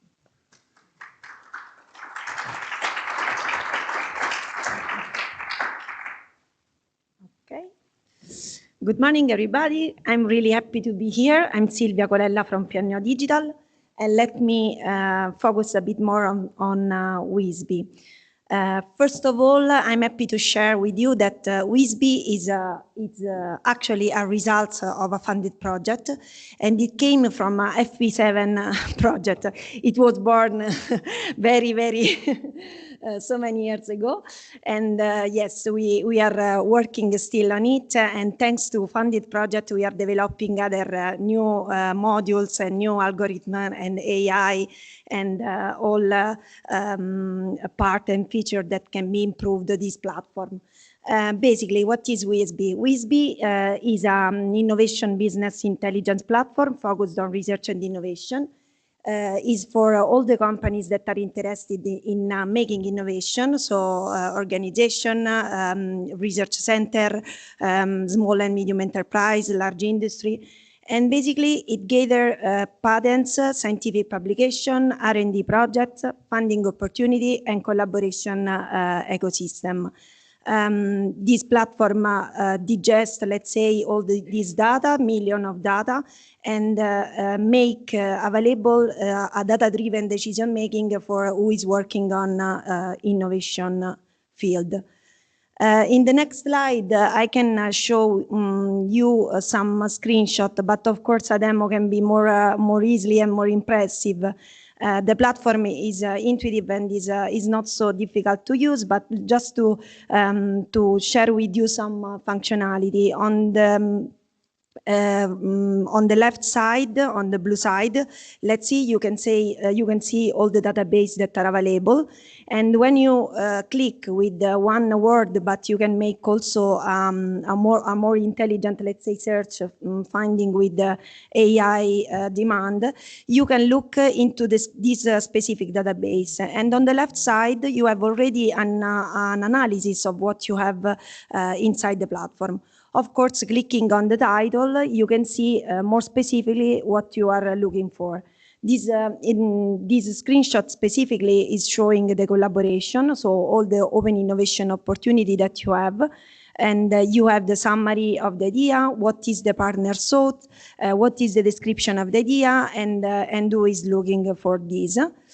Regarding the funding database, you have the many sources aggregated into this database, and you have also the facet that are just on the right of the blue bar, and you can filter, for example, the national one, European one, or regional one funding opportunity. And you have a short summary that is made by AI, so you can also be quick and fast in your research, and you have also this analysis with all these graphs where you can look better what you are looking for. The patent section is populated by all the worldwide patent, and another functionality that we very recently added to this is this short smart summary that basically is a translation from the legal voice and the patent voice that is very difficult to read to a more human approach and more easily to understand. For Diamonds project, we focused basically on the projects database. That's the one that you can see in this screenshot. And thanks to the project, what we have done, it's adding to this research that is already structured, that as you can quickly see, and is already full of data and analysis that you can do. We added also the capacity to look into the results. Let me explain better this concept. Up to now, the funded project ecosystem inside WISB, it collects more than 1.4 million of R&D funded projects. So it integrates and harmonizes data from 22 different sources. It means that we have all the sources from Cordis, FP from 1 to 7, H2020, Horizon Europe, European Funding and Tender Portal, of course, Interreg and LIFE funding program, so all the funded projects that came from this funding program, all the European countries, and also some outside the European countries.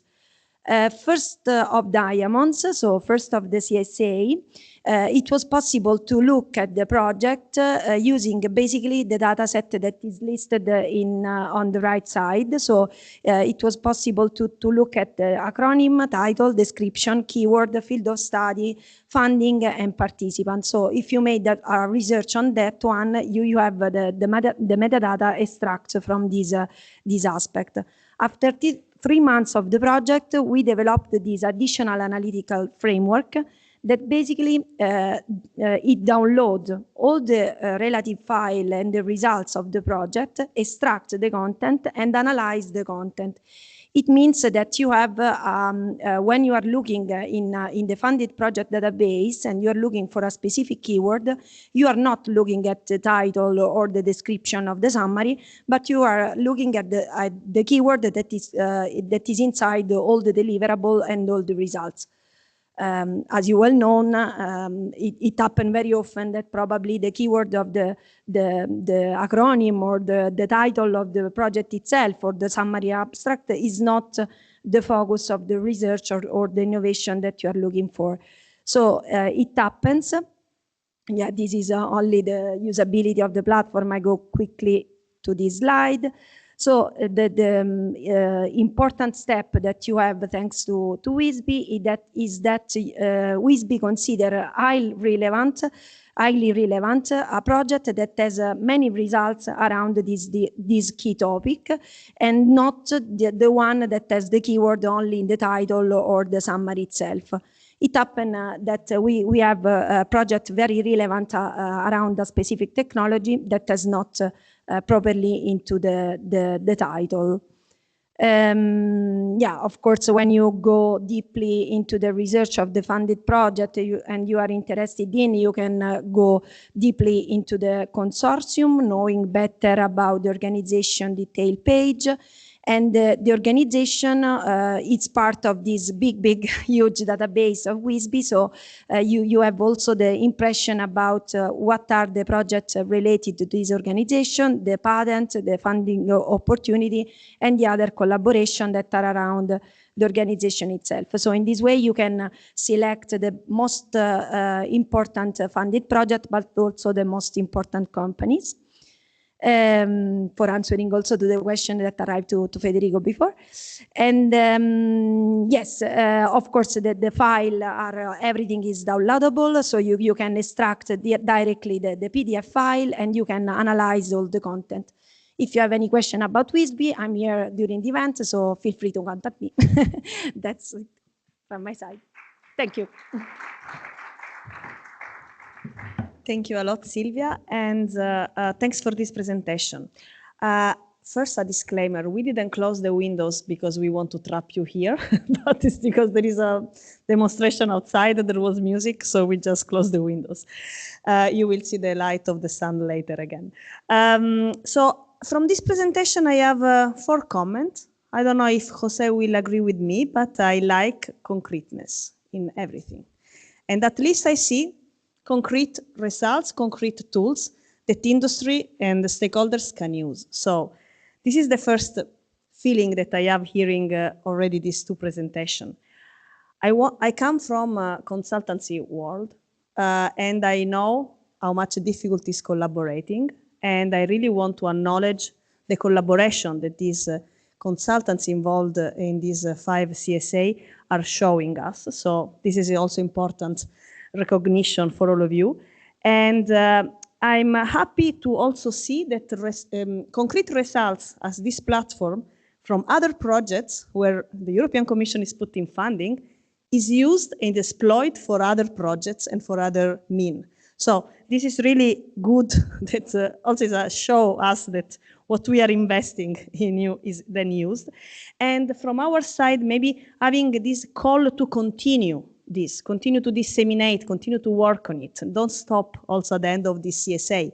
Don't make this funding stop at the end of a project, but keep continuing because industry and stakeholders still need this support and these tools are key for doing it. So thanks a lot for this presentation, but let's continue keeping in mind the time.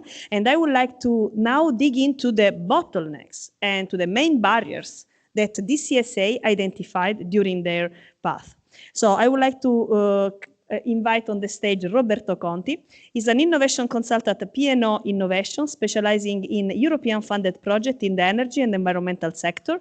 He's held a PhD in environmental science and has previous experience in R&D and project management roles with large Italian companies in the bioeconomy and chemical sector. Please, Roberto, the floor is yours.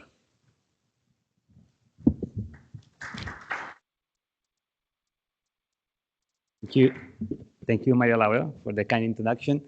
And good morning, everyone. 1 second. No.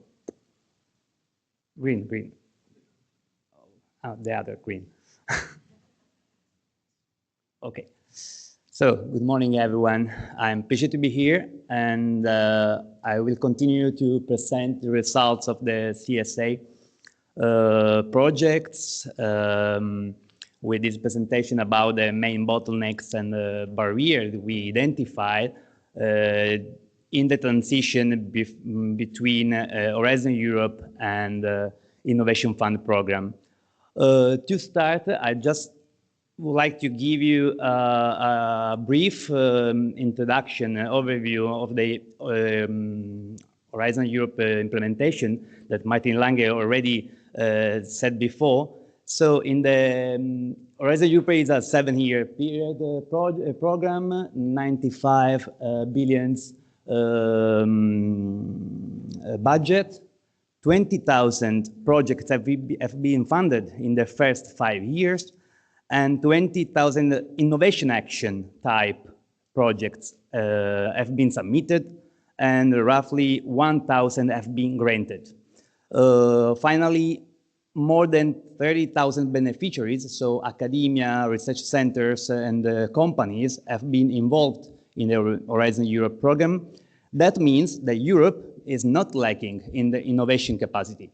Not at all. I mean, the gap is not in the innovation, is not in the project ideas and project quality, but the gap between Horizon and the Innovation Fund is on their level of maturity. Indeed, Innovation Fund requires clear ownership, a strong industrial leadership, and a solid financial plan. That means, in one word, that the Innovation Fund is looking for bankable and credible projects. Also, from the proposal writing point of view, the preparation of an Innovation Fund proposal is quite different than Horizon Europe. And we already said before, in the Innovation Fund, they are looking for really high mature level projects with a strong structural organization. Briefly, the difference. Horizon Europe is a technology-oriented program with the focus is on the proof of concept and demonstration, so and the prototype at the end, focus on the innovation performance. In contrast, the Innovation Fund is more business-oriented with the goal of the full-scale industrial deployment and everything turn around real market conditions. And the focus is on maturity and bankability. That means there is a shift of perspective because the two programs don't follow the same logic. Sometimes the logics are not aligned properly together. So is the reason why we funded several bottlenecks in the transition. Innovation actions, even are the closer type of projects closer to the Innovation Fund because the TRL is quite high, are not sufficiently mature for the industrial and financial deployment. The reason is unclear ownership, and maybe this also answered the question before, unclear ownership and unclear intellectual properties. Because as Federico said before, in an innovation action, sometimes often the coordination is covered by academia or research center because are the owner of the innovation. And then the industrial are working in support to the academia. But when you go to the Innovation Fund, the ownership should be taken by the industrial. And then born the first issue. Who is the intellectual property owners? So we need a collaboration between the industrial companies and the academia. So that means that the non-technical aspects are dominating the gap between Horizon and the full deployment. And we selected the first 5 main aspects that are value chain gaps, because for the Innovation Fund, it's quite important to have a clear vision about the value chain. That means a clear commitment of the supplier. That means volumes, that means prices, that means operation and maintenance plan, and all the APC, so procurement and construction aspects should be really planned. In addition, financial model is not mature in the Horizon Europe, and is quite relevant for the Innovation Fund, such as also the revenues of taker, so also commitment from the customer, and permitting, because permitting is often underestimated before the Innovation Fund, but is one of the most relevant aspects in the Innovation Fund. That permitting means you need all the environmental, all the building permits, and if you don't have it, you have to show a clear roadmap with authorities' involvement in order to achieve. And ownership and IP constraints we already discussed. All these gaps are important, and it's important to be aware about this gap because the Innovation Fund is looking for credible projects with validated data, with a clear operational and execution idea and plan, with a realistic timeline. In one word, Innovation Fund should be credible, and the Innovation Fund proposal should be prepared as an investment case and not as a research proposal. And this is really the shift of perspective, quite important. So now, after this quite long overview, I'm going to in details in the financial and business barriers that are the main bottlenecks we identify in the CSA projects. So, as Maria Velkova said before, Innovation Fund is looking for first of a kind or second of a kind projects, but the first of a kind projects are really innovative, and that means also that they present high risk profile. If they present high risk profile, they also have a low attractiveness in investors and financiers. But it's also true that the Innovation Fund should be, the companies should be able to demonstrate financially, to be ready financially and economically, also without the grant. That means if you are not, if you are high risk profile, you have a problem in equity. In addition, the scope and activities sometimes are different between the Horizon Europe and Innovation Fund. I mean, the scope and the activities you already selected in the Horizon are not well structured for the Innovation Fund. That means that the owners should accept to be quite flexible in changing their mind and change the point of view of their scope in order to prepare a credible Innovation Fund proposal. In addition, business models are not robust and mature enough for a financial, for an Innovation Fund, and especially the SME sometimes lack in knowledge and understanding all the value chain. Then we have also external factors such as market dynamics and geopolitical tensions. The second kind of barriers are the operational ones. The timing. The timing is critical because between the Horizon Europe completion and the Innovation Fund, you cannot wait too much. I mean, cannot pass so much time because otherwise the risk is to have like technology obsolescence, and also the competitors are already there, so you cannot wait 2 or 3 years before applying, but not all the owners, especially the SME, are ready in a short time period to prepare an innovation fund proposal. Also because the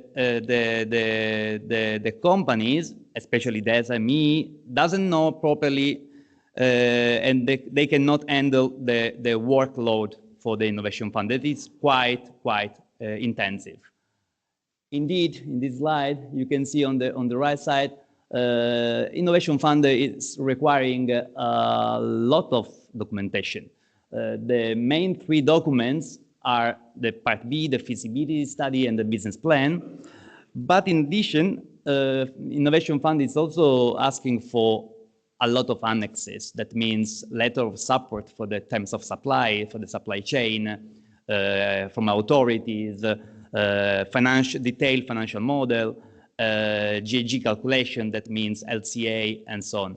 So it's a really tough work, and 5 to 6 people are needed internally in the company in order to provide a high quality proposal in 3-4 months. That is the call timeline. Finally, we selected some challenges by industrial sectors. So all the CSA are covering different industrial sectors. We observed with Diamond 4IF, for instance, that the renewable energy sector and the operators have struggled to compete with projects backed by foreign capitals like China or USA. This is a strong issue. Also for the innovation fund, for the European ambitions. Moreover, some key technologies in the renewable energy are not doesn't meet or are not included in the innovation fund criteria because we need to follow the methodology, and this is also an issue because sometimes the beneficiaries or the applicants don't know how manage all the criteria based on their idea. About the long duration energy storage and the hydrogen storage, other key issues are the key regulatory and the remunerations issues, because before investing high capex in a project, the projects are asking for the market should be ready to recognize, to reward what you are going to prepare before the investment of capex. And also in carbon capture and storage, some issues are related to the CO2 transport legislation that is still moving at a slow pace, and we need to accelerate to address the 2050 climate goals. So in conclusions, it's quite clear that the gap between Horizon and Innovation Fund is not technological, is more on the financial and the maturity and ownership. So the main point are business maturity, financial robustness, governance, and what we need to change is early industrial involvement, stronger project ownership, integration between financial and technical aspects, and to be better aligned with market and policy frameworks. This is the last slide, and thank you.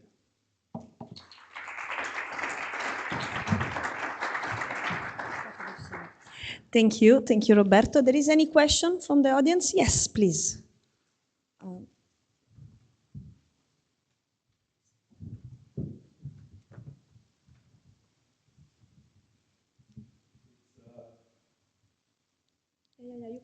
Yes, now? Yes. Okay. It's more 3 short remarks. We are a company supported by leads. We have talked in the framework of leads in the last few months with a lot of companies and politicians to address the IF with a smaller project. our findings, the biggest obstacle is from the Commission. The Commission didn't like CO2 capture and use, besides storage or binding it for 30 years. This is what we got officially from the Commission and from different institutes.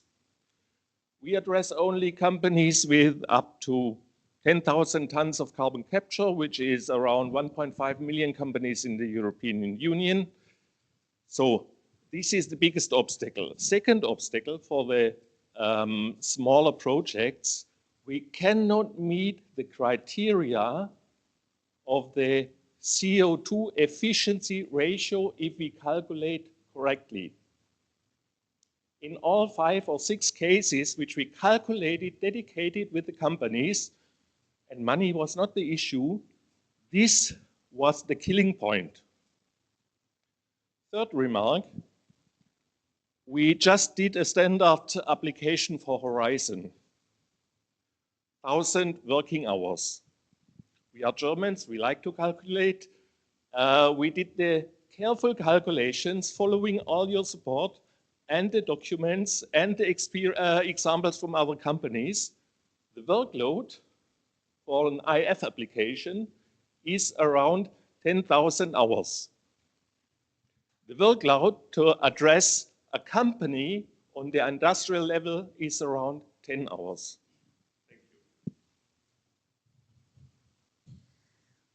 Okay, thanks. Someone want to react to this comment? But thanks for the remark. In any case, I saw the policymaker taking note of it, so this will be taken into account. Maybe not reply now, but we will take this into account, and we add this to the slides as a bottleneck.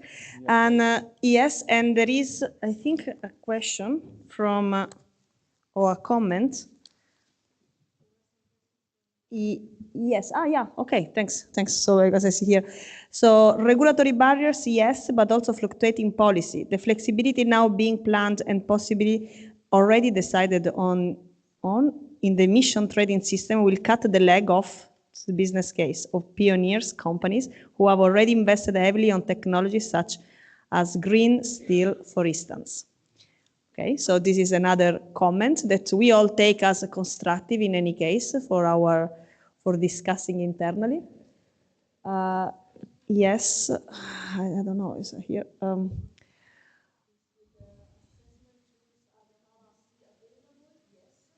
Okay. Yes. Yes, the question before.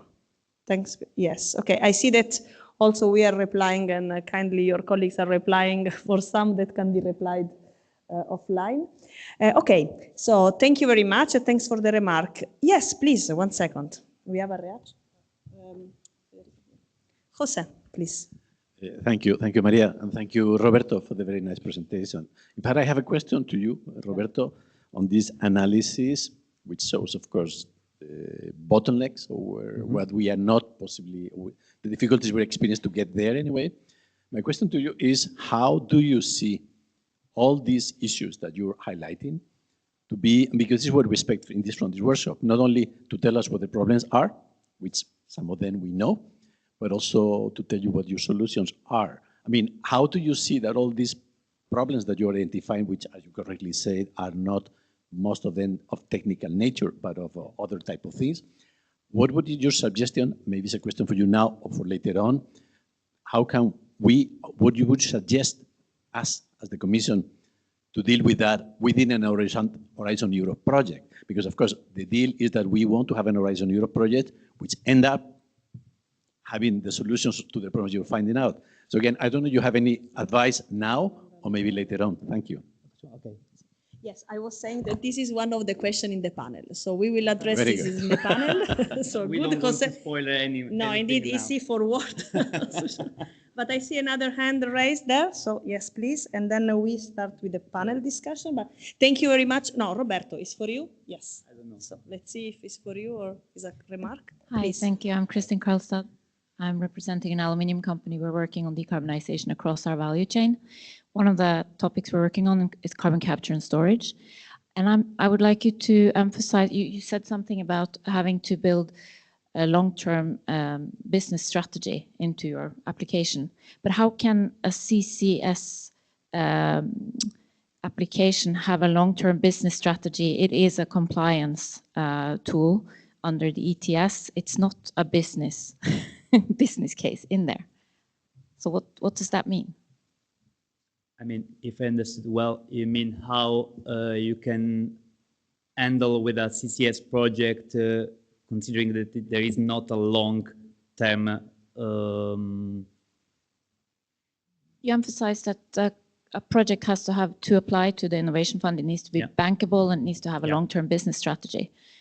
There is no business case in carbon capture and storage. It's something you do to decarbonize. I don't understand where the business case could come in. How can we apply in that way? The business case, for instance, are hard-to-abate sectors have to capture the CO2 for to reduce their emissions. So normally in the CCS projects in the Innovation Fund, the business is related to the hard-to-abate sectors. They want to reduce the emissions, and they are developing all the value chain with other players. I mean, in the CCS, it's quite strange and quite strange sector, because it covers the capture, covers the transportation, covers the storage. So you need the whole value chain to be supported, and it is not possible to cover everything in the Innovation Fund application. Maybe we can reply better to this comment during the breakout section in the CCS, because more specific on this. Yeah, question. Maybe if I may add something. Yeah. Andrea Ragusa, coordinator of Leeds and from Piano Innovation, and we are expert on CCS projects. Indeed, there is a challenge for CCS projects to close the business gap or the financial gap, and this is actually been there for the last 15 years, 10 years, even more, since near 3000 maybe. But it doesn't mean that it's not feasible, and there's a lot of projects that have been funded by the Innovation Fund. There is, they are struggling, but they're still there. I think you should think about we will tell more during the breakout session.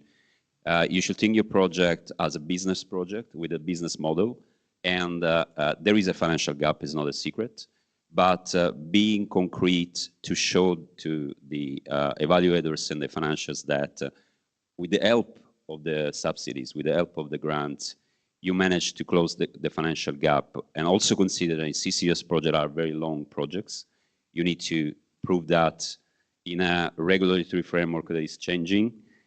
So being optimistic, and maybe the carbon price will change. So I think this is very similar to what normal business considerations are. You look at the market, you have some signals. I mean, I don't see that very different. The Commission in this case act as a venture capital or investors for you. So you need to pitch your projects to the Commission as you would do to any investor. So that's what I can see. And I know that for CCUS is very challenging, but the fact that there's a lot of applications for projects even in your sector, it tells that there's no space for it. I don't know if I answer your question.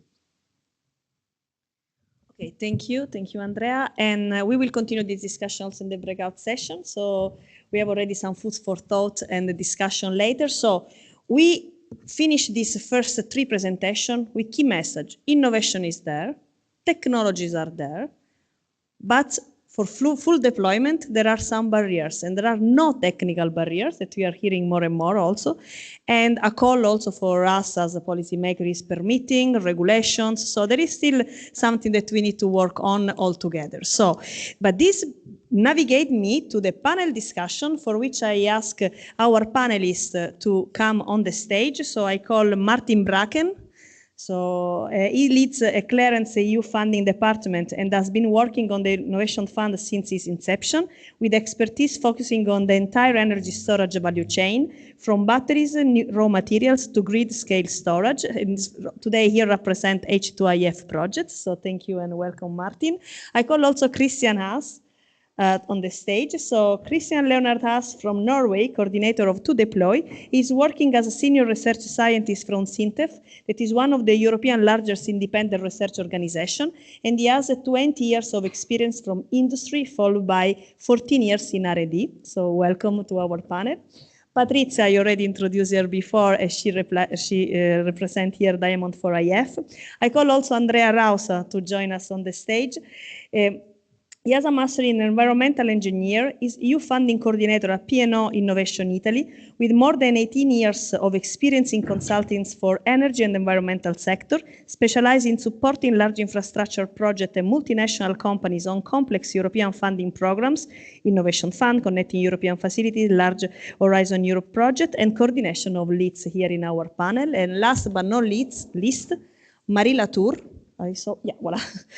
She's currently serving as Director of European Affairs at Eurofunding. Here today represented the project Realize, and she has over 14 years of experience in European public policy analysis and advocacy, particularly in the renewable and solar energy sector. So welcome also to Marie.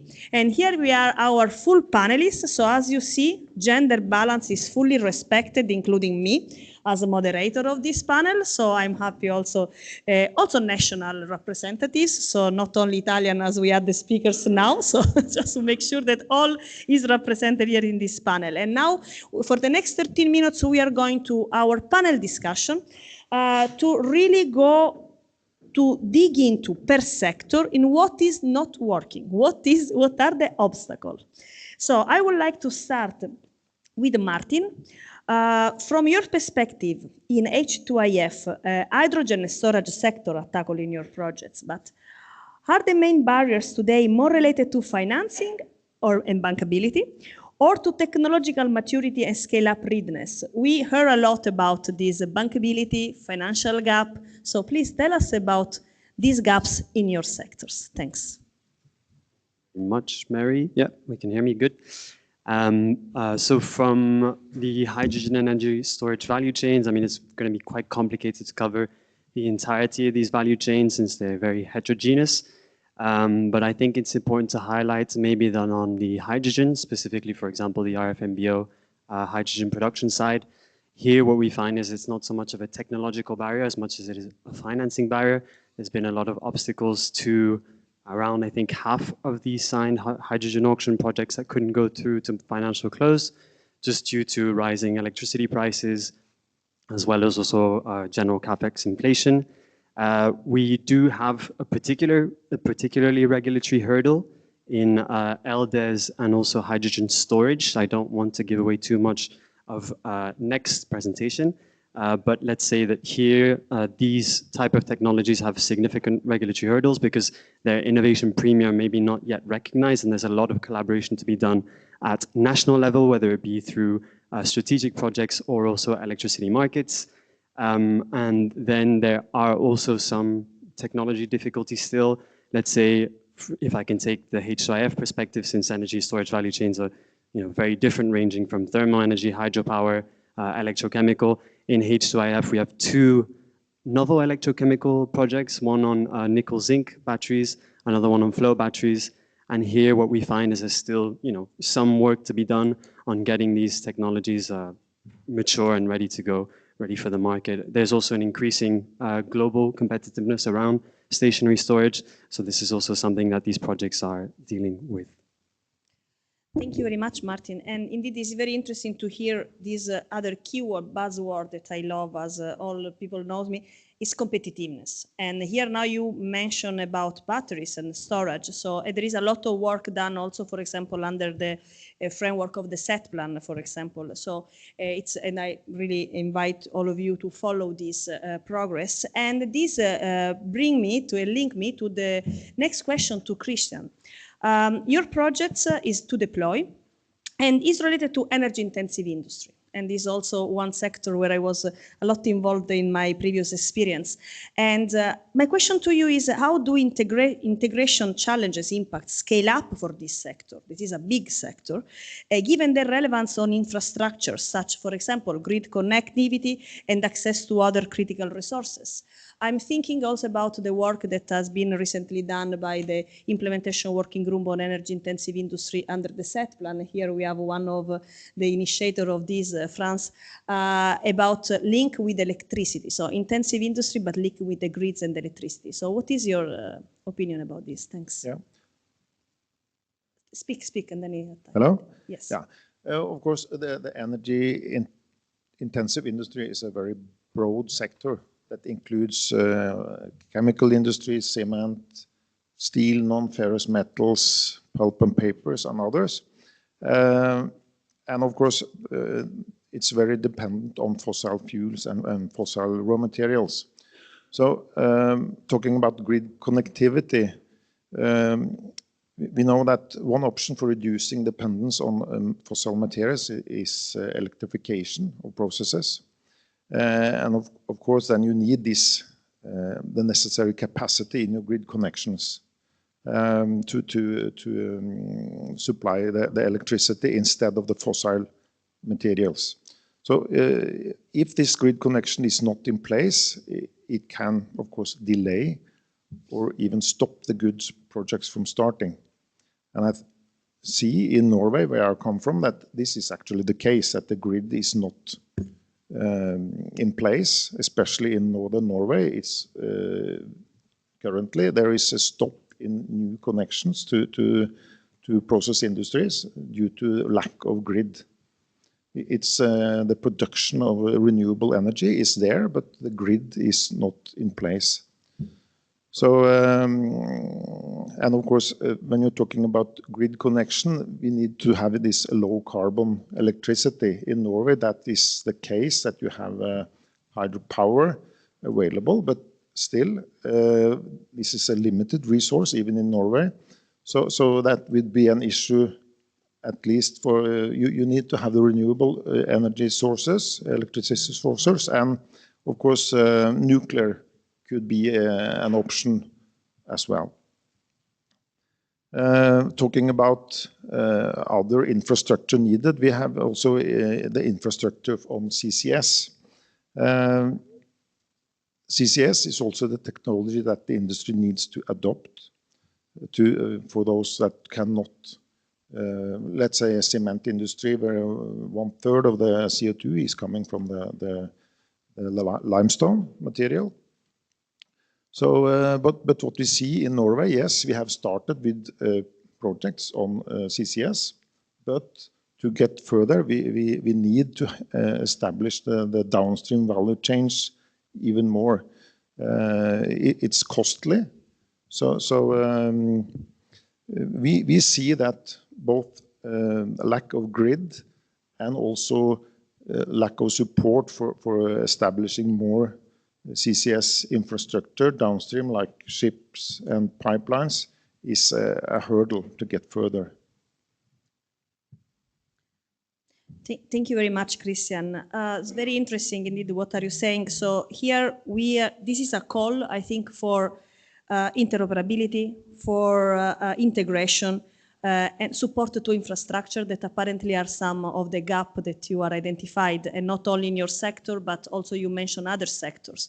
Electrification could be one of the solution, but it's not the only one. So really, this is a call for collaboration, and very many thanks for having stressed this. Then going to the renewables now projects, and I go to Patrizia. I look at Patrizia. In Diamond 4IF, in the sector of renewable, in one of the two projects that deal with renewables, did you observe recurring weakness in business plans, scalability, or impact assessment? And what are the most common reasons for which projects fail to secure funding despite their strong technical merits? We are seeing the technology is there, but what is happening? More in specific in renewable sector. Also complementing with what also Christian just said. Thanks. Yes, So as we said, the most of the project, they don't fail because of their of the technology, but in the gap in translating this technology in a very credible and credible investment, which is possible to scale in that moment with the criteria from the Innovation Fund, and it must be we have seen the failure is in presenting a strong, for example, financial credibility, a good GHG avoidance model, which must be clear in the reference scenario, in the boundaries that it presents, what is defined, what will count and what will not count in the GHG emission avoidance model, and the scalability. So how can you replicate your project, and also the a very important steps is also, as said Roberto before, the support of also from stakeholders. Yeah, so we can summarize strong financial project. GHG model, scalability now, and credibility, strong credibility of the whole strategic project. So. Thanks, Patrizia. If I really read well what are you saying, also there is a problem of replicability. So one of the obstacles is how we really can replicate what the projects are doing. So, and having more support from the stakeholders that are the real key actors. Yeah. So. Do you have any idea on how this stakeholder support could be like phase or deal with? So I just have a follow-up question on the spot. So if we can say general, I would say, so you need a strong support very specific to your project, not only a general support, yes, I am interested, but of course they have to be, it would be better to have a strong, precise, concise letter of support instead of some very general, which are not so integrated in your vision of your projects. So more tailored and customized commitment. Yeah, yeah. Okay. Okay, thank you very much. And then I pass the floor to Andrea. You are here for Leeds, as we also heard from you, and in the sector of CCUS. Did you map in relieves gaps between technical maturity level and let's also discuss about the commercial readiness. What is your feedback about this? Yeah, I think I also link to the question that was made before. Is there are it is a fact that if we talk about R&D projects, and we discussed here Horizon projects, we see several times that we have good technologies, we don't miss the technologies that get to a very high TRL level, or maybe they already integrated into an industrial pilot, for example, in some innovation actions, let's say the more higher TRL projects. On the other hand, after that, then the projects finish, the technology is validated. What is missing? There is a gap that needs to be bridged. I'm linking to the question of Juan before. What we could do to bridge that gap. So in our CSAs, we try to, first of all, assess the projects, not only from a technological point of view, but using the criteria of the Innovation Fund as a guidance. Because as you can see, was said before by my colleague, the Innovation Fund is a good example now. A project should be judged and scored, looking at all the different elements. We not only need the technology, of course, that's an important part, or we don't only need the set of technologies, because most of the time you will need to integrate an innovation or more innovation into an industrial setup. We need a lot of other things. We need the financials, we need a business case, we need the value chain. So we need to look at the project as an ecosystem, not only a single plant in a single premises of an industry, but whatever is upstream and downstream. And this is very relevant in the Innovation Fund criteria. Then we need to calculate the greenhouse gas emission calculation, impact. Then we need to look at the cost efficiency and have a financial stand, not only in terms of looking at the incentives and how the grant will make this possible, but with a real business perspective. Now, all these elements, and also the last point is the engineering implementation. So you need to go from, let's say, technology validation in an R&D environment into front-end engineering. That is a completely new world. Is the world of EPCs, contractors. Is the world of engineering companies. The world of who is, let's say, who has the role of implementing the project, so realizing the project.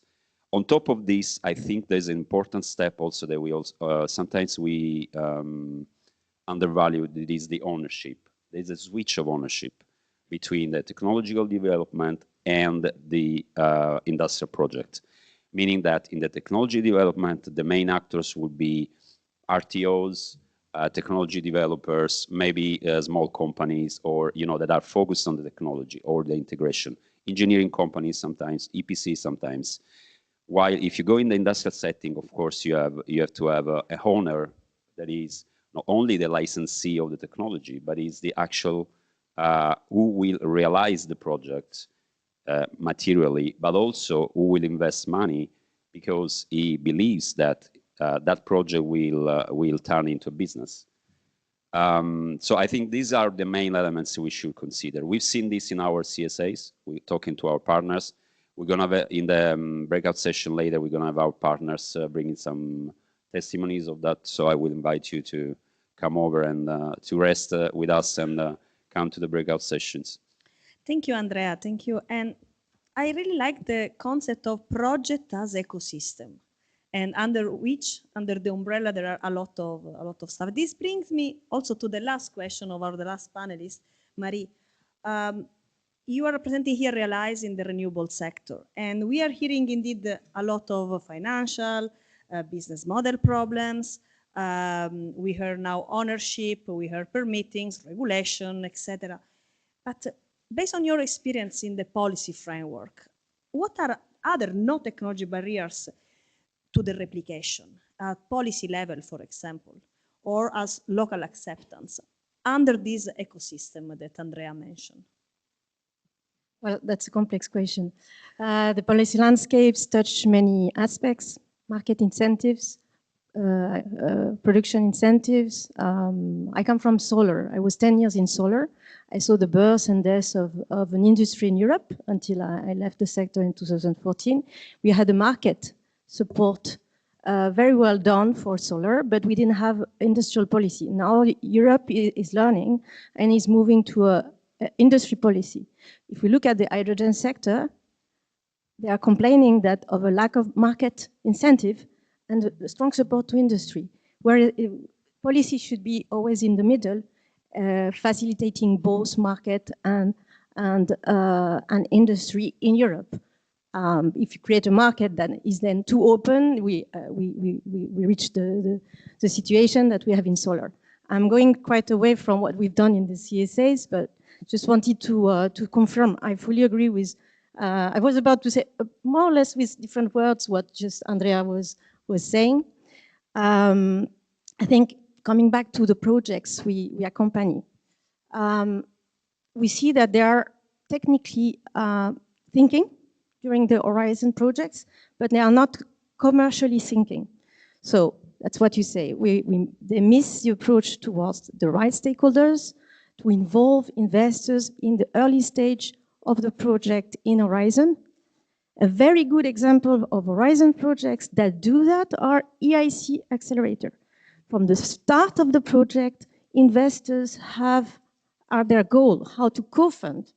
And in the end, in Innovation Fund, this is the same type of approach and mindset that you need to have to work, to be ready for Innovation Fund. Because EIC Accelerator is not funding all, it's funding a gap, and the rest, majority will come from private investor, just for this type of, so for the financial maturity, for instance. Jose, you were asking before, what could we do? Well, maybe look at how other Horizon Europe program work. I'm thinking of Circular Biobased Europe, joint undertaking. It has a process of going from RIA, Research Innovation Action, to Innovation Actions to flagship. And the flagships have many similarities with Innovation Fund, but the amount of paperwork is much lower. The funding rate is the same, 60%. Of course, in reality, Innovation Fund, we hardly ever reach 60% of grant. The reality with the cost efficiency calculations, we have to propose projects that don't receive actually 60%. But in Circular Biobased Europe, they have these flagship projects where you will have bio-based refineries funded. So with one promoter, you have the figure of the promoter that comes from ideally a previous innovation action. So maybe, inspiring from such type of projects and reducing the amount of information needed for innovation fund proposal might be good. Thank you, Maria. Andrea asked me to just follow up briefly. Just wanted to complement because I really like the question from Kwan. Maybe from our side, from my side, what I can add, on top of doing something on the Horizon side, I will do something on the Innovation Fund side as well. Two things comes to me now. It's coming from what Maria said. Maybe introduce a mechanism of a stepwise approach with steps in order to screen the projects before and reduce the burden for companies. Because for the small companies, it was said by Thomas before, it's daunting the amount of work they have to do to even understand if if the Innovation Fund is good for them. So maybe a stepwise approach. And another very important in this stepwise approach and in all the instruments, make, please, a little bit more effort to involve investors, because the European Commission is one investor, but we need the private investors. We need banks. We need venture capitals for these projects. The Innovation Fund grants will not be enough, never. And it was said before, they need to, the business case, in order to fly, they need investors. Owners can take some responsibilities. Some of them have the money to do it, but not all of them. And in a very, very uncertain moment like now, you know, I think it's only, I think it's a good idea to distribute responsibilities. The problem is that what we've seen, and I work for a consultancy company, we support hundreds of projects for Innovation Fund. We often see that these projects have a very high risk profile for banks and private investors. So they are not attractive. So that gap of risk, the risk profile, should be addressed in my opinion. Thank you. Thank you, Andrea. And you just started the second part of this panel where, for time reason, I would ask the panelists to give us a quick recommendation. So Andrea already gave us this. Martin, just 1-2 words. Yes, you start to talk and you start to work. Yes, so I think from a very first point of view, I think we've already talked a lot about the ecosystem, about how the project is not alone. So really a lot of focus on this collaboration and partnership with key suppliers and off-takers. I can't count on two hands the number of times that I've heard someone say that it's very hard to get a strong letter of support from a key supplier, key off-taker, because they're in MOU negotiations. I think even despite these, negotiations that are taking place between the parties, there needs to be, sort of a more collaborative or a stakeholder approach to make sure that for the Innovation Fund application, it's quite clear how these parties can come together, and in the end, everyone in the ecosystem gains from a successful Innovation Fund application.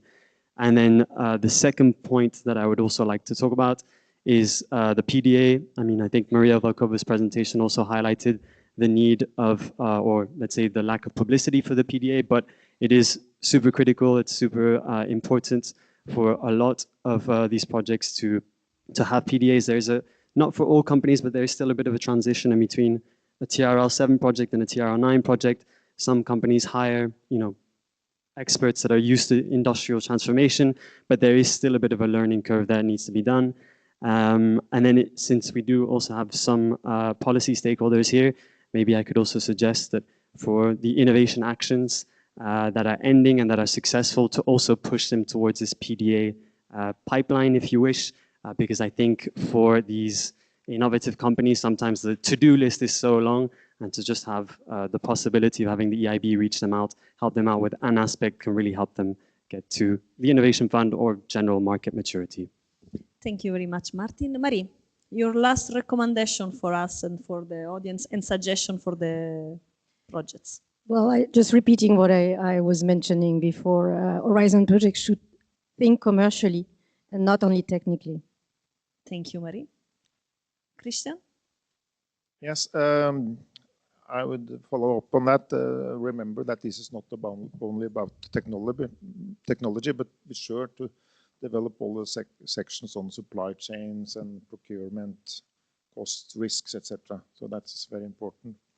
And we see that some companies start late with their proposal. So, and we see that some companies have to apply 1 time, 2 times, and even 3 times to get there. So it's complex. So start early and organize yourself internally and externally. That is very important. Get in contact with your national contact point that can give you good advice and even funding. I'm not sure how it's in all countries, but in Norway you can have additional funding from your national contact point. And also be in the evidence chain. Be very concise on your data. Be conservative and credible, not too optimistic. That is important. Thank you very much, Christian. Patricia? I wanted to stress it out the point by the building of the consortia, by the Horizon project, so create a strong synergies between research institutes and industry with the look and the point of view on the state of art of the market. I want also to suggest to, when you are ready to apply, create a strong organization and look for a strong support from your management, because when you start and you have a lot of workload, as we said before, you need a strong coordination, a strong management support. And last but not least, I would say we have also created a jumping hurdles questionnaire in order to collect feedback from people who had already applied. And one point was also it was very important to use external support yeah, I would also to suggest okay, we are a consulting company, but it's very valuable because someone who do it every year, every call, and so can really create a good cooperation with the companies and the expertise from the EF consultants. Thank you very much. Andrea, you have another recommendation or you already had? Okay, perfect. So thanks a lot for this concrete recommendation and let me just add a note for the invitation also not only having public funding or private funding, but also investors and so on. So one session with investors will be also held during the Set Plan conference that will be held between the 3rd and the 5th of November in Cork. So I invite all of you to come and to join DG RTD, DG ENER, JRC there and the European Commission. And so now the main takeaways, a lot of work, but for sure what we did is we prepared the floor for the breakout session and for the further discussion today. So what we learn is surely about innovation, about technologies, but not only, is about timing, is about alignment, is about be realistic of what you can do, what you can achieve, and what you can't, or you are not mature enough to achieve. So said that, I want to thank all you panelists. For any question you have, you can pose them in the breakout session, and we will take them also after. So I'm not forgetting, but for not stealing time for your coffee, your well-deserved coffee, I close this session and we will come back in 15 minutes from now. And I wish you a good continuation of the event. Thank you very much. Maria, sorry. May I? Yes. Yeah, no, just wanted to say, don't go after the coffee break because there was going to be a session panel too with real life stories. You can hear from projects that won the Innovation Fund or applied to the Innovation Fund, their success stories, their hurdles, their barriers. We managed to bring here in the room representatives of companies, so you will leave you hear firsthand how it is to win an innovation fund or to participate. Thank you. Thank you, Andrea. Thank you very much. Bye.